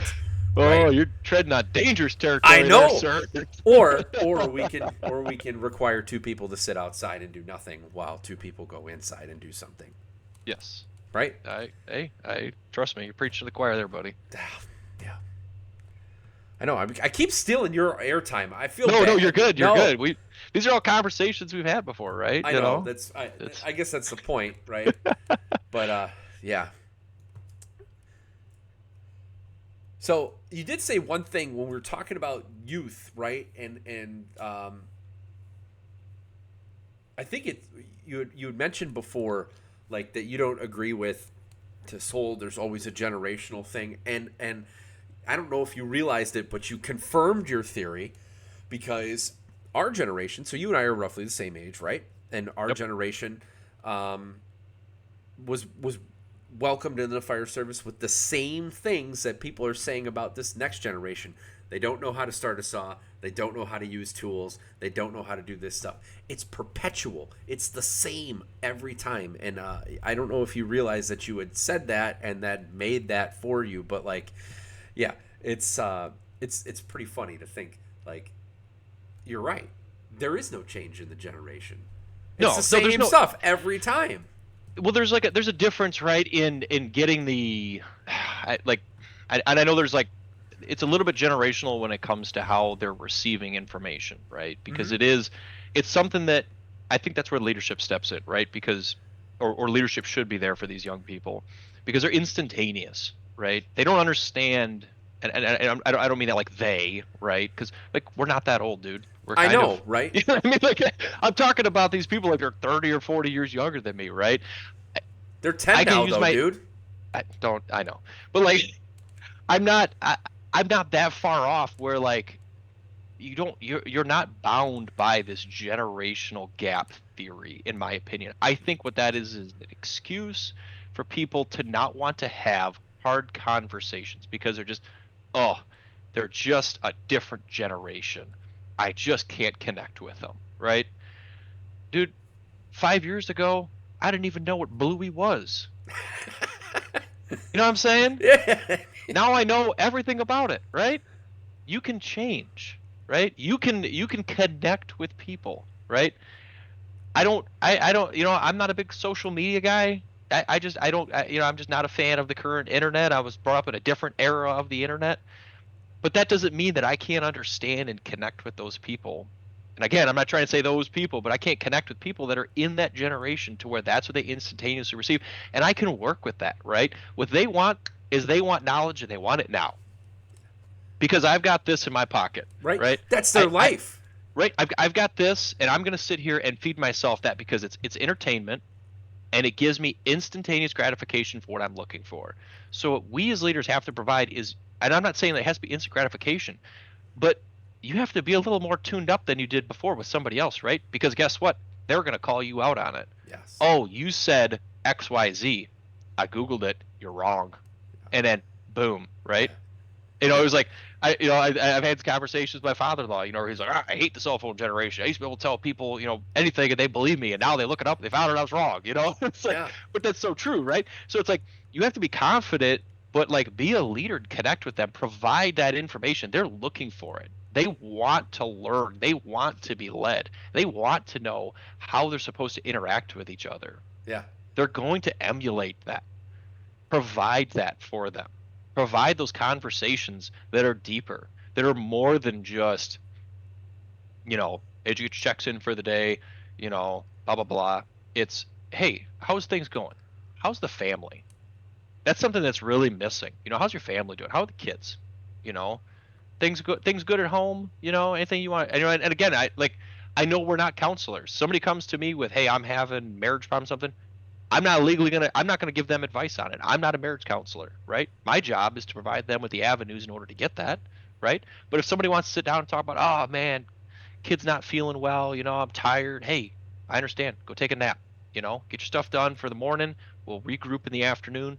Go take a nap. I can justify that with my battalion chief when he shows up in the morning. Hey, why so and so not up and about? Hey, dude, he had a rough night. Knock me for it, but I'm giving him some downtime. And there's kind of that give and take where, okay, yep, understand what's going on here. You can justify it, but connecting with the young people and providing them with leadership, they want it, right? Not sitting there around a coffee table. And I'm jumping ahead because I'm just going to. That I took the class at FDIC with Dr. Ashby's, which just kind of like broke my whole brain, right? Because that was like leadership from the bottom up. Yeah, Is yeah. just such a wild. It shouldn't be a revolutionary concept, but it was to me when I listened to it. She's awesome. Yeah. Incredible, like blew my mind. Like Yeah. I can't tell you how much I would love to go to like a week-long class for Yeah. her to teach. It's phenomenal, and it was that room was so packed with people. It was phenomenal, and I went with another lieutenant from Wakanda, and it was so cool. But that culture of sitting around the coffee table and just complaining, ah, if the bosses just did this, if the bosses just did that, we know what's best. And we do know what's going on in the line, but you also don't know what the bosses have. You're seeing it's kind of like warfare, right? You can sit there as a single company and you got the whole war figured out. But they're operating on 18 different fronts that you have no concept of what's going on. And you shouldn't have you're a small cog in a much bigger machine, and your job is to maintain your cog so that it is working seamlessly for the entire machine, because we are cogs of the machine, right? Yeah. And it was kind of like, and I nerd out a little bit, and my shift mates will tell you that I do, but like there's this a story that came from ancient Greece where there was a king of Greece, and he had an underling. I think he was like a messenger or something, and he would always talk about, oh, it must be great to sit on the throne, and just it's so easy, it's so lavish, and everybody just takes care of everything for you. And he said, you know something, I'm going to make you king for the day. Tomorrow you're going to sit on my throne. You get everything that comes with a throne. And he shows up, and I believe I want to say the king's name was Damocles, and he'd hung a sword above the throne. It was tied up with a single horsetail hair, and it was just dangling there. And he said, "There's your throne." And he's like, "Well, I don't want to sit on that." And he said, "Well, you have to sit on it. You said it was so easy, but that's what comes with wearing the crown, right? Is that the constant impending doom of leadership is hanging over your head, and the responsibility of it. And we want to say that like, getting promoted is just, it's easy. It can be. It shouldn't be, right? It's responsibility that comes with it, and it's understanding that there's that not really impending doom hanging over your head, but it's an allegory for the responsibility that hangs over us as leaders, and to realize that, and it's not just officers, right? And again, I harp on that. Like, senior blue shirts are very important, because people look at those as peers, right? I look to other blue shirts as leaders, right? Leaders don't necessarily have bugles. Leaders are just leaders, right? Some people are just naturally leaders. Not everybody has to be promoted to be a leader. People are promoted that aren't leaders. But to take on that mantle and realize the responsibility and the awesome responsibility that we have to guide people into being better people, and to how they can, because eventually, guess what? You're going to retire and you're going to move on, and people may or may not remember your name, right? It's funny because we talk about, I always bring this up that these phenomenal senior firefighters that have retired and nobody talks about them. They were great. They were fantastic at their job. They were amazing in the firehouse. They were great firefighters. They're living their best life. They're retired. They've earned their retirement and they've moved on with their life. We remember the negative ones more than we remember the positive ones, right? Yeah. But the positive ones had such an impact on our lives that I mean, I've outside of the legends and some of these people that have like really done these incredible things, don't discount the small things that you do on a day-to-day basis and the impact that it's going to have on people, because people remember things. People build off of that. And I think that like we downplay that a lot, just the little things that we do on a day-to-day basis that can have such a resounding impact in how you affect somebody's life and their job in the fire service. Yeah, preach on that one, dude. Brian, thanks for. He says we're having a banger of an episode. I appreciate your support, and it's cool to see you in here. That's kind of a weird full circle. I hope you and family are all doing well over there. And put a quarter in us. If you got a question or something, if you're still listening live, that'd be pretty sweet. So throw anything you want. You said something when you were talking about letting a guy maybe take a nap early in the morning, right? Because he got crushed because he's got a new baby at home and he got no sleep. And you said, "Knock me for it," right? And that mentality as a leader should exist in everyone that's in one of those leadership positions, right? Knock me for it. I'll go fight for my guy if I have to. And it's cool that you have a relationship with your battalion chief where he trusts you enough where if you come in, or not even come and tell him, he just knows that you're not letting someone abuse the system or take advantage of anything. Like there's a reason, right? That's probably built with some trust and right over the years. So that was really cool. One thing I wanted to get your thoughts on, and so I'm with a new crew now, and I don't think Jacob listens to this, but Jacob, if you are listening to this, I am telling, and it's not my original thought, but he said something so profound the other day, and oh, that was really, really loud. Stars? I don't even know that was a thing. Did you hear that beep? I didn't hear a beep. No. What happened? I have no idea. Apparently we Brian sent us stars. I don't know enough about how these things work. Did you send me money, Brian? Is that I'm just kidding. Anyway, is it, like you must be able to see a chat that I can't see. Yeah, so it's with the Facebook. Oh, that's fine. But yeah. So shoot. So Jacob, he said something the other day. So his generation, he's 10 years younger than I am, right? And we were talking about leadership, right? Talking about frustrations of leaders not living up to what we would expect as leaders, right? And I feel like that's a very common conversation for people in our age group, maybe one age, maybe 10 years above us. Like we know what good leaders are supposed to be, and we want that, and we almost accept nothing less than that to a certain point, which usually becomes a frustration, which usually leads to running mouths and all that other stuff, right? That just seems to be the path. Jacob said something. He goes, "I'll be honest, it doesn't bother me at all." I was like, "Well, dude, you got good for you." He goes, "Honestly, my generation has grown up with all public figures being basically crooks or poor leaders." He goes, "Every system of authority has basically been a buffoon," and I'm paraphrasing him. He doesn't speak as colorfully as I do. But he basically said this, and he was like, "So I don't expect that out of anyone, because I've never gotten it. I've never seen it. I've never experienced it." He's like, the teachers in school, the principals, the politicians. He goes, "All I've ever seen is poor leaders." Huh. Right? And I had the that exact is same so response. true, right? I was like, and like I said, I don't want to get political with it, but you do see that, right? Where it's like there's just that leadership that, because that was like where I've struggled, right? Because it's like there's so many things in my life, right? It's like I was homeschooled. I was brought up very traditional in what the country is supposed to be, what public service is, and all these things. And I've had this conversation with you at exhaustion before, where it's those are just foundations that are shook in your life, right? And when they're shook, you have to somehow justify it.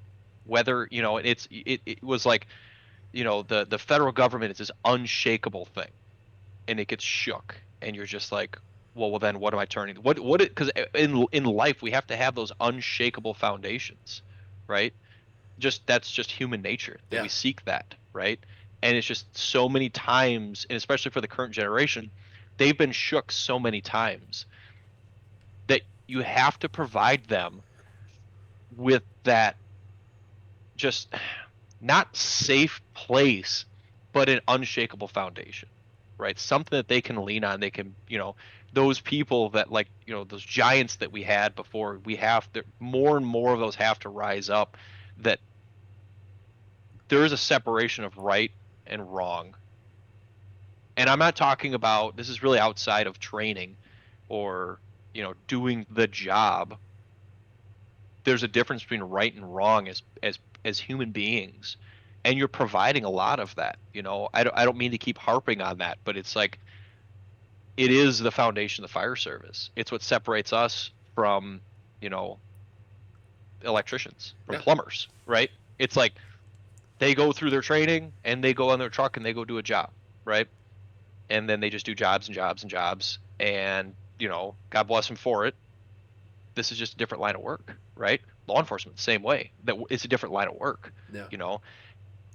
And if you take away that unshakable foundation, then it's all going to start to fall apart. And again, I'm not speaking as an expert in any stretch of the imagination here. Sure. I'm another individual on the journey to try and find an answer to this. It's like I don't have answers per se, other than trying to glean what I've gotten from people that I think are doing the right thing, and then applying that a little bit at a time, and trying to work on developing that culture of bringing us back full circle again to wanting to be good stewards and wanting to be, that creating that company level where it's not, and it exists. I've seen it exist really strongly as either companies or shifts, and maybe you've seen Yeah. similar, Yeah. but that third leg where the entire department, because that's where the culture exists, right? Yeah. Where you're all headed in the same direction. That seems to be just missing in the fire service these days, where it's Yeah. like sometimes like little pockets of it'll appear. You'll have like, this company is just dialed in, and they're all there for the right reason, and they're just really, really, really dialed in. The shift might not be all on the same page. Sometimes you have a shift that's all on the same page because all the players are in the right place. But finding that on a just absolute department scale it's very few and far between anymore, Yeah. because it's difficult to get everybody on the same page and wanting that, right? Because once it clicks, it's phenomenal, right? Yeah. Once you know that you have that support structure that's there, to where you can just call somebody up, right? I mean, we don't you look at even like call numbers that we're going on as compared to when we started, right? I mean, when I started, we're going on so many more calls a day than we were when I started. Yeah. There's the amount of hours that guys are working because of, manning issues or whatever, Yeah. I mean, you guys know this, it wears on these guys. You can see it on their faces. Where is the support structure that, for those guys? They'd be like, hey man, if you ever want to talk, just give me a call. My phone's always on. Yeah. Just give me a jingle. You know what I mean? If you want to meet up for a cup of coffee, or odds are you're probably gonna have to come over and watch Bluey with me and the kids, that's fine. But, it seems to be a little bit lacking, because that was the fire service that I really latched onto. It's like those, I circle back to the volunteer department I was on, and I haven't been there it's going on almost 10 and almost 11 years now that I haven't been on that department. And I could call those guys up, any one of those guys could call those guys up. And, it's kind of that classic, like, pull you out of a ditch thing, right? Who are you going to call at 1 o'clock in the morning to get you Yeah. out of a ditch? Yeah. Guarantee you any one of those guys come and get you out of a ditch no matter where you're at. Yeah. You know what I mean? And it's like, to them, it's not a job, right? It's because they're not getting paid. They're there because it's the fire service, and there's that the brotherhood and the sisterhood of the fire service exists, and it still does, but not on the scale that it did. And it's trying to encourage people to get back into that. It's a struggle, but man, when it clicks with people, it is just like the greatest thing ever. Yeah. When you can get a crew of people and you start getting a shift of people that it's just like, man, we're here for the right reason. It's the biggest high you'll ever get in your life. Yeah, dude. A stellar crew that just gets it. Oh, I mean, those are the days that when they're gone, you don't realize what you had necessarily, right? Yeah. Like, Yep. and you get to like, so live those moments, right? When you're with a crew that it's just clicking, cherish the shit out of it because it will not last forever. It's just inevitable, right? Do you notice with the age group like 10-ish years younger than us, would you notice kind of what Jacob was saying, where they're not as twisted up about management or leadership or things like that, and they're just kind of, they don't care, they're laissez-faire about it?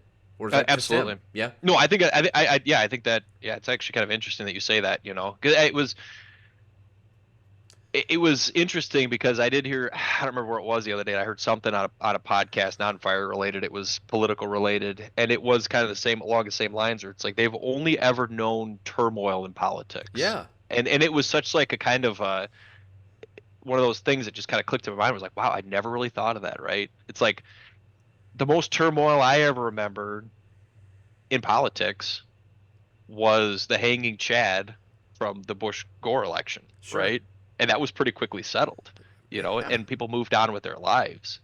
And that was about the most dramatic thing. I kind of have some vague memories of the Clinton issues, but it wasn't like that prevalent to where it carried on for so long. But they've only ever known a mudslinging fest. Yeah. Where there's no true leadership Yeah. from any side of the spectrum, to where they lose all faith in the system. Right? The system still exists. There's always been corruption. Absolutely. There's been corruption ever since there's been government, right? It's always happened. I don't know what But it is, but we're just maybe not that far away from times when it was like when there were real good even like community, like Martin Luther King's, like I have a dream speech, like the power behind that kind of, that doesn't exist in society anymore in that way. When's the last time someone in a public setting got up and spoke universally where everybody like understood what was going on and bought into it and was driven by it? And so when Jacob said that, I was like, holy shit, did we just crack the code? Like, is that maybe our group needs to take one out of their handbook and not give a shit so much about some of those things, right? And yeah, I think a little bit of that, but I think it's more to the effect that provide them, because yes, you know what I mean? Like, now it's a void. Exactly. I don't disagree that it doesn't exist on a grand scale right now. Yes, but it is still there, right? Because we want things instantaneous. So you look through history, and all these great people that have risen up. Sometimes they're one in a generation, right? Yeah. There hasn't been, right, somebody on, we'll say, on the level of, like Martin Luther King. There hasn't been that, but there have been through history. So we just all live in this instantaneous. We want I want to be able to look at my phone right now and see breaking news, Yeah. right? We're driven by that because it's things got to happen quick. I need to be on the next, $1 million money making curve to where I don't have to work anymore, right? Those things don't exist. It's training people, educating them that like, hey, yeah, you missed out on Bitcoin. That's a once in a generation thing, and a couple guys were on the right curve of it. But wealth is not earned that way in history, right? Yeah, maybe if you invested in Apple or Amazon at the right time, you could Yeah. have made $1 billion, What are you, Marty right? McFly? Right? Like, Exactly, it's right? yeah, So, but that's not us, yeah, right? It's we are not That's not the way that leaders should portray that, right? It's not nobody out there is gonna it has the answer, right? To fix everything. But together we can make things better, right? You're not going to overnight, right? You're not going to change fire service culture overnight. Nobody has this magic crystal ball that all of a sudden is going to be like, hey, if we switched our coffee brand to this coffee brand, I'm not going to say in case you're sponsored by a coffee brand, but you know, I if we don't have switch to those. this, if we switch to this, that'll be the answer to everything. That would be fantastic. I would love that, right? If we just all bought Pierce fire engines, that would be the answer to all the problems that we have in manufacturing, right? But we know that's not going to happen, right? Nothing against any manufacturer of any fire engine, but there is no ultimate answer to it. It's it's just changing the way that understanding and capturing that next generation that like, hey, we can make this better. It's not about sitting around the coffee table and tearing people down. It's about sitting around here and breaking bread as brethren, right? And getting that culture in the fire service back, where we're excited for training. We're excited to go on call. It's not, oh, it's another call. It's I had the what I was very blessed that when I got promoted, I had these two um, guys that were just absolutely phenomenal, and they spoiled me, absolutely spoiled me.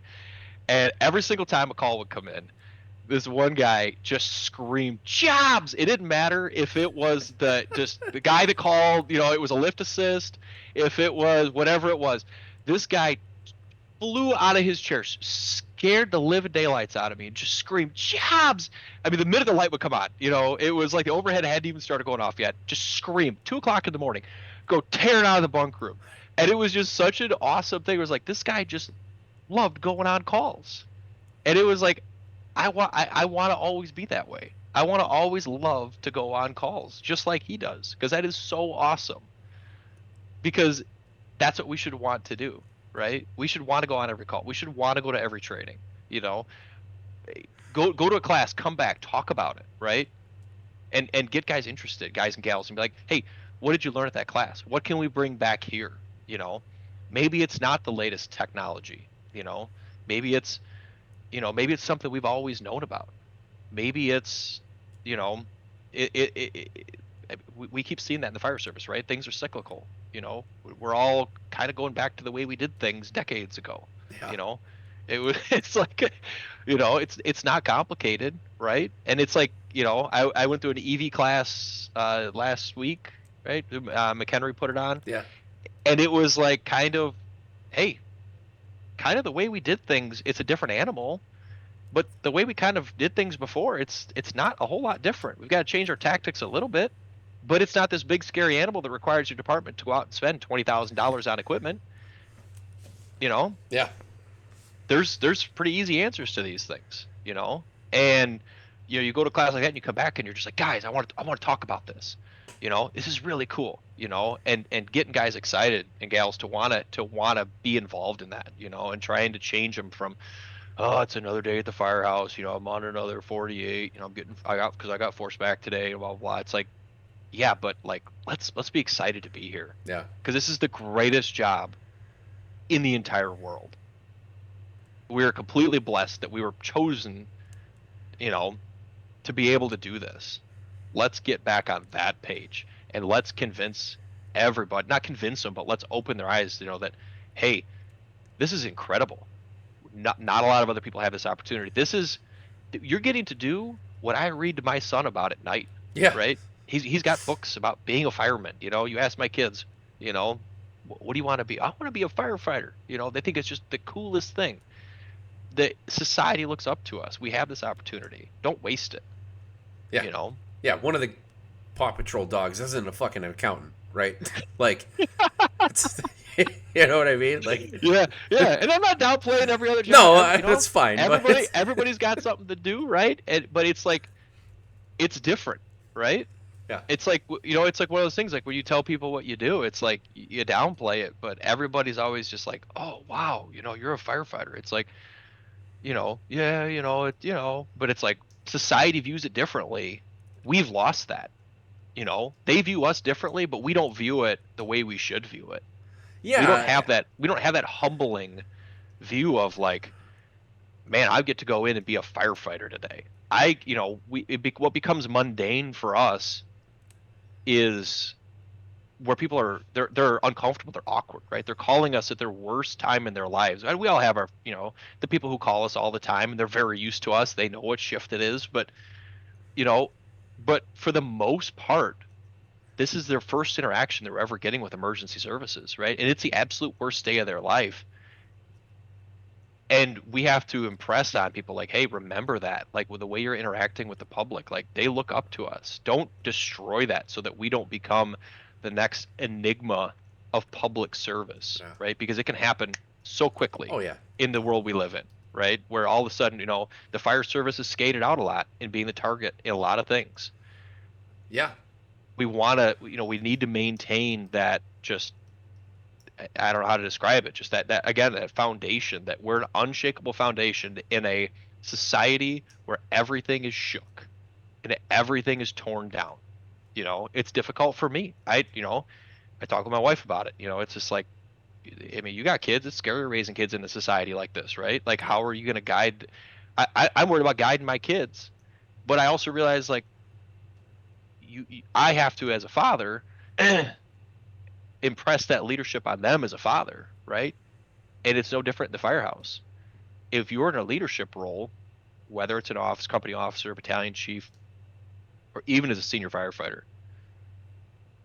and again, I use that kind of term vaguely when I say senior firefighter, because our senior firefighters don't have 30 years on the job anymore. Not anymore, no. Right? I mean, our senior firefighters maybe 12 years on the job, 13 years. I'm one of them at my department, more or less. Exactly. Right? I think I've come to terms with that, and I've looked around and I realize what my role is right now, and and so that job still needs to be fulfilled, right? Yeah, and even at that time, like you have to put that mantle on where it's like, okay, now here I am as a 10-year guy, 12-year guy. I'm in the top 10% of the seniority on my department. I have to carry myself as that, we keep saying giants in the fire service, to where other people are going to look up to me. I'm a leader now. They're going to emulate what they see, Yeah. That I'm showing up 15 minutes, half hour early for work, make that impression on them, right? That you're carrying yourself around the firehouse, you're carrying yourself on calls, that you want to go to training, that you're encouraging people to find outside training and those types of things. You're encouraging people to get involved in, special teams or things like that. That's kind of a dying thing in the fire service, right? Where it's like, you see that where it's, obviously departments are strained budget wise, right? Sure. They're not going to pay for me to go to XYZ.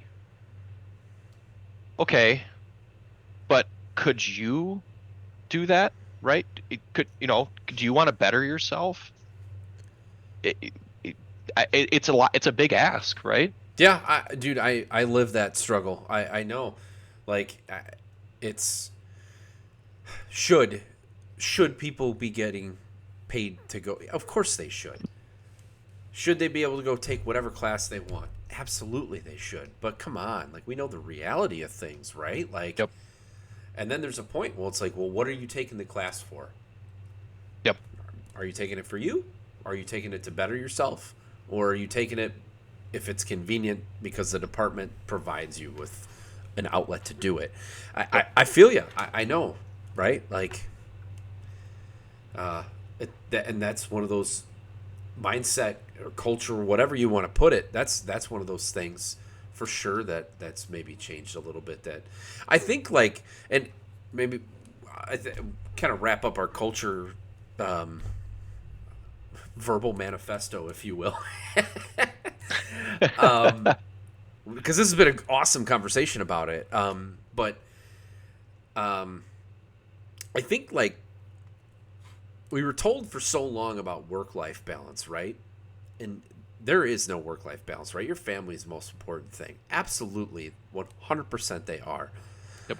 But that doesn't mean that you shun being a fireman. That I understand unplugging and when you go home, and that you shouldn't bring it home with you, and you have to have true balance in that, right? But I think like we were convinced in the fire service that it's a hard break when you clock out and that you're done and that you're not a fireman until you come back 2 days later. And that's just not the reality. Like being a fireman is so much more than that, right? If someone's stalled on the side of the road and you're a fireman, are you going to stop and help them? I certainly hope so, Yep. right? Because like personality, ethics, whatever the fuck you want to, I don't know, throw in there. Like that's what we're supposed to do. I guarantee most people when they first get in this job say the same damn line of "I just want to help people." You know what I Mm-hmm. mean? And like if Yeah. that's truly what it's about, like then you can't be unplugged. You have to be. You're talking about being a father, right? In the same way, being a husband, being a wife, whatever it might be, being a mother. Like we're supposed to be a higher level of um, our code of conduct, if you will, as firefighters is supposed to be something that's never shut off, and that's who we are. We're supposed to be dependable people, right? And I think that would be, if we're talking disease or symptom, I think that's flirting the line on disease more so than symptom. Yeah, and like you said, like the different the work home kind of like balance, right? That's important, but it's kind of like where you get into that, we'll call it the fire family, right? Where it's that support network that exists for the spouses, and we've talked about that before, right? To where they understand, your spouse understands that, and again, it's very marriage dependent, Yeah, but like, I've been very blessed. My wife 100% supports me in the fire service because she understands that it's different, right? Like, her dad was an electrician. It was a different type of work family, right? And in the fire service, it's like you want to find that support for the families because once you have that support and they feel that it's there, there's a level of understanding, to where it's like, oh, they're, you know, it's just lacking, right? To where like, oh, you understand what's going on at work and somebody's reaching out to your spouse and giving them some support. That's a whole deeper thing, right? That I think is definitely missing, right? To where you're helping the family get through those times, yeah, right? And that it's hard to find that anymore to where because everybody wants to clock in and clock out, right? They want to just punch their time. It's a job, but it's like, but yeah, you're gonna have to understand that people are going to bring that stress home with them, and there needs to be a support network for those people and their spouses that like, hey, reach out if so and so's having a hard time and you want to talk about it. yeah, It's because once that's gone, right? I mean, you can look at, it's like take like the Vietnam War, right? And it was like the support of the country was lost for the military when they were coming back because of the influence of the media. And there's a lot of angles that come into that, and I don't want to get into that. But it's like when you view support networks that are gone, you saw the impact that it had on people that went through stressful times, right? And it was different, right? You look at, my grandpa's generation, that fought in a world war and they came back and there was this support for what they had done and how that psychologically affected their outcome. And then you look at people from, like my uncle's generation that went to war in Vietnam, and that support network wasn't there when they came back, and how that negatively impacted them, right? And Yeah. it's kind of, and I'm not saying that at all we're on the same level of what those people went through, but on a microcosm, we kind of are, right? Because you're seeing more and more suicides in the fire service, right? It's becoming another disease that's happening, and it's like, how do we curb that? Why is this happening? Well, there's no support for these people. They're not reaching out. It's People over aren't double the right now. Over Yeah, double exactly. the line of People duty aren't deaths. people aren't reaching out, It's like, hey, this guy's been working, nonstop for the last year and a half, and he has just been our brains were not, right, as a species, our brains are not built to handle that type of stress, right? To just day after day after day to be woken up at 2 o'clock in the morning, go from 0 to 100, go jump on a rig, go do a high stress job, come back, lay back in bed, and try and put that back in homeostasis. We're not designed to do that as a species. So asking that out of people and then pulling the rug out from underneath them as a support network, right? It's not sustainable.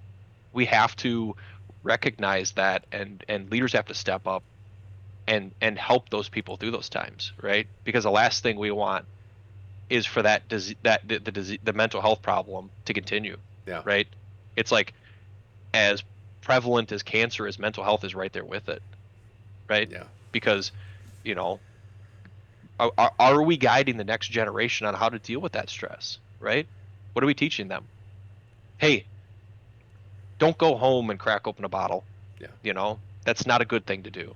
Are we joking around about it and they're taking us serious, you know? Because maybe they are. Maybe they hear us talk about that around the firehouse and they think that that's what we're supposed to be doing. That's what we're supposed to be turning to, Yeah. right?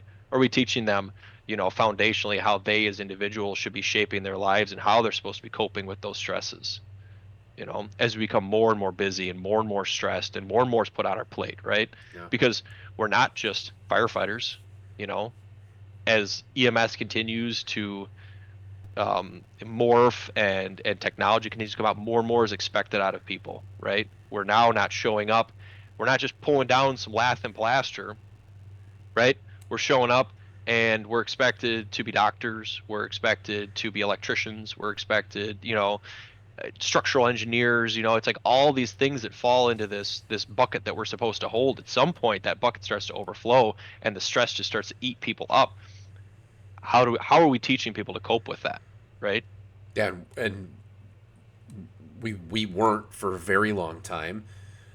Counseling and therapy was not easily within people's reach, and we are definitely doing a lot better with that. But then at the Absolutely. same time, people's awareness to the resources is still lagging behind, I would say. So there's Yeah. plenty of stuff out there, right?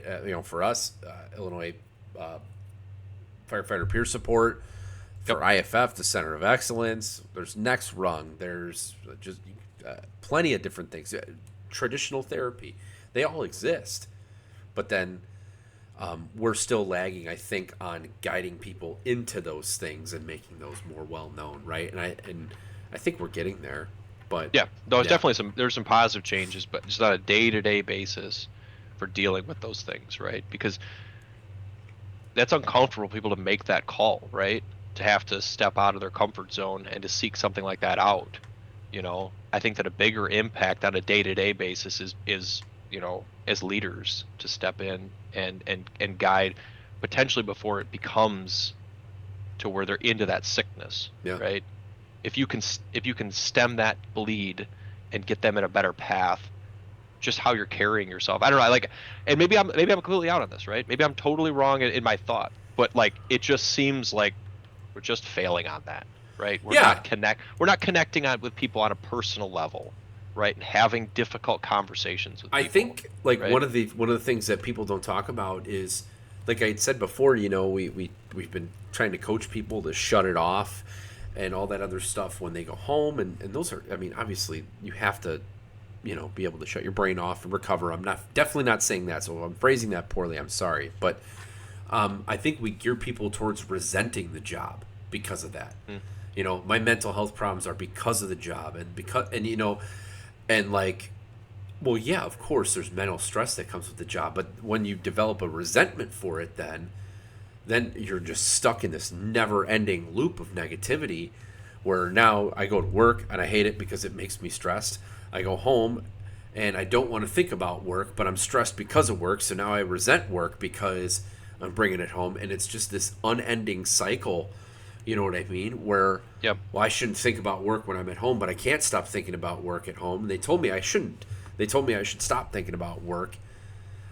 And so it just, until you get a resource like we're talking about that kind of breaks that in the middle, like some of these guys just get stuck in their own brains about that stuff. And we're definitely getting there.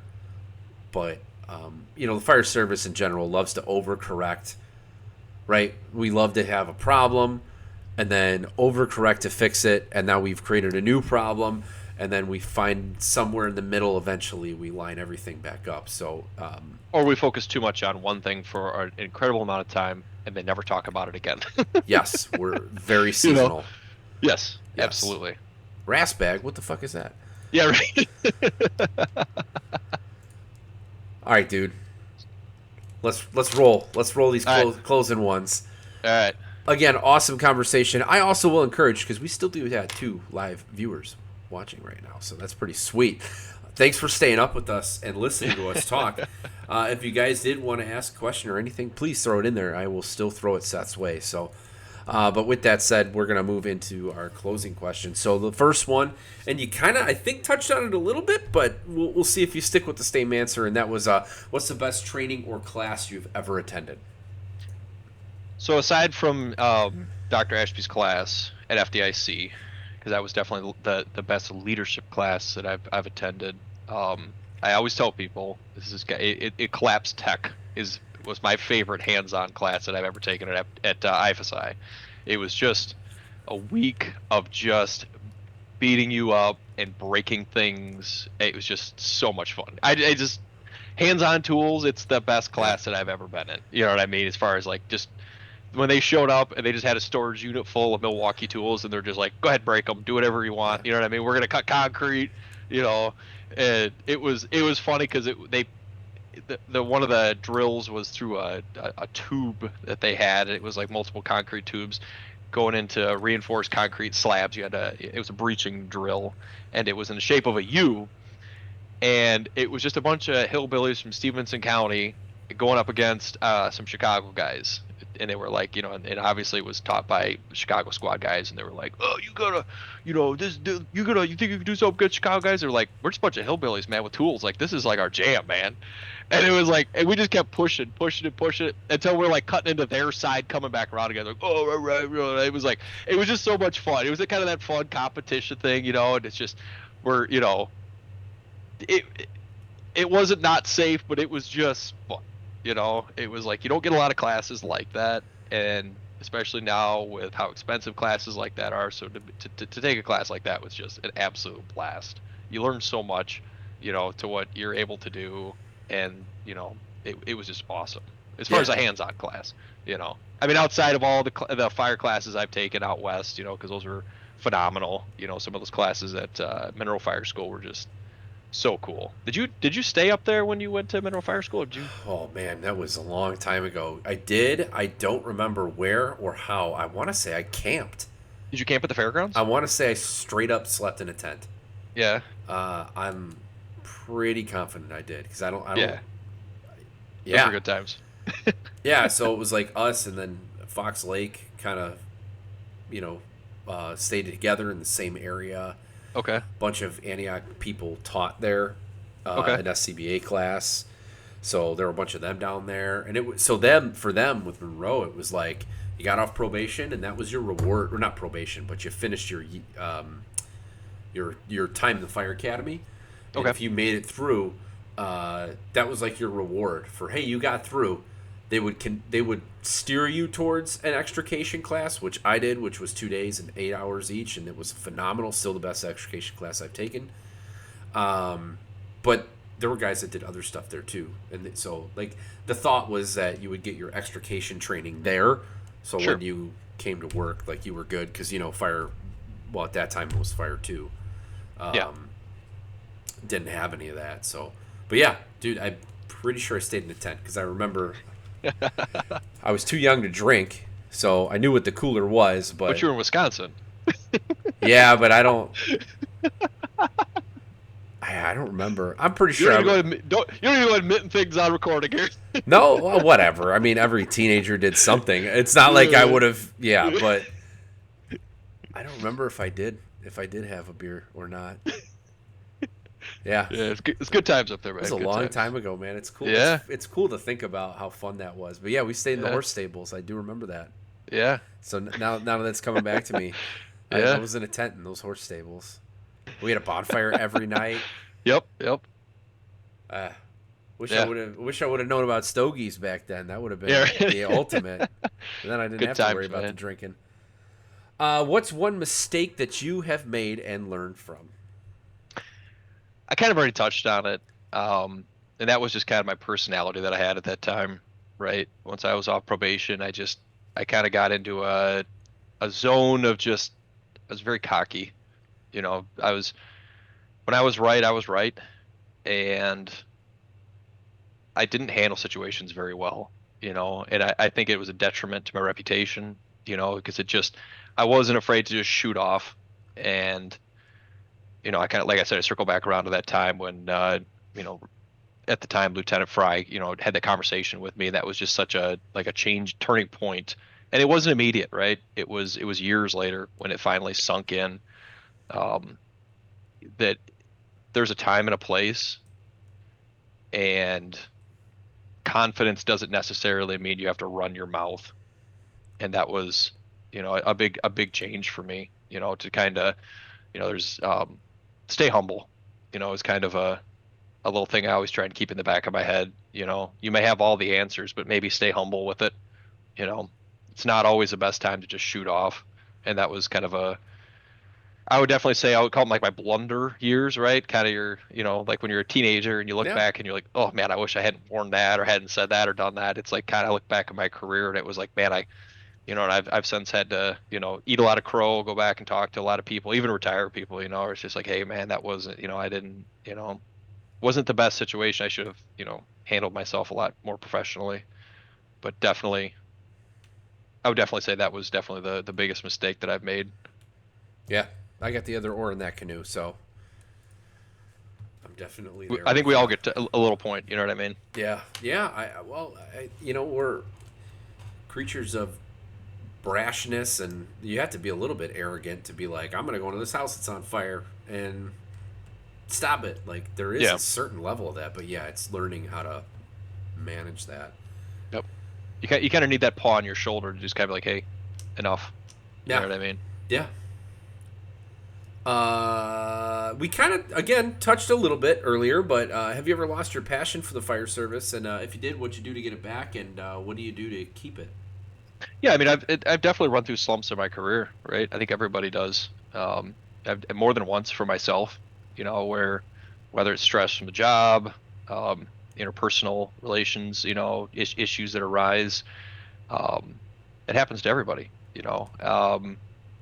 I think I'm really, I think I've kind of found my ability, to kind of to pull myself back in, really on a track right now where it's like, looking for outside. Not that we don't have those people where I work, but I think it's beneficial for the outside, right? To look for that training from outside, or to find people to talk to outside, right? It was I've always found it beneficial for two different types. One, to talk to people that are similar to what you're going through, right? You can kind of bounce it off of each other. And then the second one, is somebody not in the fire service that is open to having conversation with you. Not in like you're like, oh man, this is what I'm going through, but like, hey, what's an outside perspective, right? You know, I don't have that person right now, unfortunately. But I did, I had a very close friend of mine that was like, he was the person I went to with that, right? Where it was like, hey, I need to bounce some stuff off you. This is what I'm going through. Can you give me some advice? And that was hugely beneficial, right? Um, but I think number one would be attending classes, right? To kind of center you back into wanting why you're doing what you're doing and being with some like-minded people that may be going through the same thing, or maybe they've already crossed that bridge, right? They're already through that struggle, or if they're in that struggle, because sometimes there's a little bit of like, hey, I'm not the only one here, right? And I think that was kind of like, the conversation that we had at FDIC when we really started having a conversation was like, hey, we're kind of in the same boat here. Let's talk about some stuff, right? And it was like I came back from that. It was like so refreshing that it was like, hey, there's other people out there that have lost their passion and are trying to get it back, and they're in the same boat. We can strike up this conversation. How can we make this better? How can we move forward? Yeah. Right? And not just throw our hands up in the air and say, something, I'm either A, I'm going to go to another job, I'm going to find somebody else to work for, or B, I'm just going to go do something else entirely, or C, I guess I'm just going to be a stick in the mud here, Yeah. But instead, like, hey, we can move forward, right? We can make this better. We don't have to give up because that's totally, it's the easy option, right? There's always option D where it's like, hey, I'm going to stick this out because people stuck it out for me. They showed me what I'm supposed to be doing. Why am I going to give up on the next generation, not help them? Yeah. And instead just drag them down to the muck and the mire that I'm in.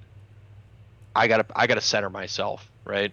So that I can come back in the next shift and try and keep that fire going, try and keep people excited, try and, you know, show people, not that I have everything figured out. I have nothing figured out, right? I mean, I've talked about that with you. I don't even, I don't have any answers, but I want to make it better, Yeah. right? Like the first step is realizing there's a problem, right? Yeah. And I see the problem and I want to make it better. Let's have some solutions here, right? My solution that I've come up with, right, is this leadership thing where it's like, hey, I want to show people there's a better way. We don't have to give up. We don't have to sit here and wallow in our problems. It doesn't impact us. Let's move on. As a company, let's be better. Yeah. Sure, maybe somebody's dragging, somebody's doing this, somebody's doing that. Okay, whatever. Does that affect you? Right? I'm with a guy right now and I love his outlook. It doesn't affect him. He doesn't care, right? It's a phenomenal outlook on Yeah. it, right? It's like Yeah. people complain about, whatever, this or that with the bosses, this or that, and he's just like, doesn't affect me. Does it change? Can I still go on calls? Can I still make lunch and dinner? Can I work out? Can I go train? Yeah, man, I want to talk about it. And I'm like, that's where we need to be, I know. I'm right? so jealous of people And it's that like, can do that. I know, and it's like such a good personality. It's like Yeah. that guy's got it figured out. That guy has life figured out, right? Yeah. Yeah. And Yeah. it's awesome. That's fantastic. If you were going to give someone a sense of how fire service culture should work by meeting one person and spending time with them, who would it be? Past or present, can they be Yes. deceased? Ed Dagdick, hands down. I know I brought him up before, but like I said, he was a fireman's fireman. His impact in the fire service was just as a humble guy, and the amount of people that he affected, and just the way he carried himself was just, it was something else, right? Yeah. I don't know how else to put it. He was an incredible individual, and to be able to, I mean, that was incredible that he was to have him as my first battalion chief there was just absolutely phenomenal. I was going through some major personal problems at the time in my personal life, and he had that. It was like sometimes you have a battalion chief that's just like, hey, my door is the door, right? But he was one of those guys that you could just walk in and just be like, hey man, he's like, hey, things don't, what's going on today? It's like, man, things aren't good. Sit down, just talk about it, and it was same thing once. I'm trying to remember before we were married, but like his involvement with like even my girlfriend at the time, and knowing that there were struggles at work, and him reaching out to her was just, it was second to none. There was just very, yeah. I know I'm kind of like word salading all of this here, okay. but like okay. His impact was incredible, Yeah. and it's a loss for the fire service that more people didn't have the ability to spend time with an individual like that. Yeah. Yeah. I am one of those who missed out on that. And again, like I could have, I could have been in those areas. I just didn't know. At that time in my career, I just didn't know that people like that were out there. Yeah, You know, it's our best kept secret. yeah, yeah. All right, last one. Best part of the job. Firehouse. Elaborate. Just everybody being in one place for the same reason. It's so few and far between in our society that people gather in one place, and even when things are rough culturally in the firehouse, at the core of it, at the very core, people are there for the right reason. They want to help people, and there's nothing else like it, right? It's that, esprit de corps, that just the bond that's there between firefighters, that, you know, you could it's funny because we always say you could pick a firefighter out of a crowd, right? It's like, you go on vacation somewhere, and it's like, oh, I bet that guy's a fireman, I bet she's a firefighter, it's like, and you strike up a conversation. There's not a lot of jobs like that, right? And that comes from the culture of the firehouse, and it's something that it can't change, right? We absolutely can't let that change, because if it ever does, that's the heart of our entire job, right? The ability for us all to gather, politics aside, whatever your personal opinions are, you're able to push that to the side, to the curb, and understand that we're all there for the same goal and the same reason, that we just want to help people and help our community. You know, that's the core of the job, man. It's the reason we're there. That's it. Well, that's going to make 43 episodes. Seth, awesome conversation. I hope everyone listening enjoyed it. Thank you for coming on. If anyone wanted to get a hold of you, maybe, questions about maybe some of the things you said, not in a bad way. Not like a legal thing. You did your disclaimer. We're good. But how could they get a hold of you? You can try. I'm on social media. Just look up my name, Seth Dishno. You'll find me on there. I'm very inactive on social media, but if you reach out to me on there, I absolutely will reach back to me too. Otherwise, I suppose my Gmail, s.dishno@gmail.com. I always respond to emails. It's not that I'm averse to social media. I just don't spend a lot of time on it outside of Facebook Marketplace. It's kind of the only reason I'm on there. Yeah, you're one of those wheeling dealing guys. I am a wheeler you? and deal. Bring Craigslist back, man. Yeah, man. Oh my god. But yeah, if you reach out to me, any form on there, you can find me. I'll absolutely reach out to you. Awesome. Thanks again, dude. Thank you. I appreciate it, buddy.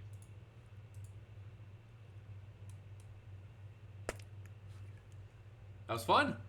That was awesome, dude. Yeah, I knew we would just all of a sudden take off like a rocket. Yeah. Hopefully I didn't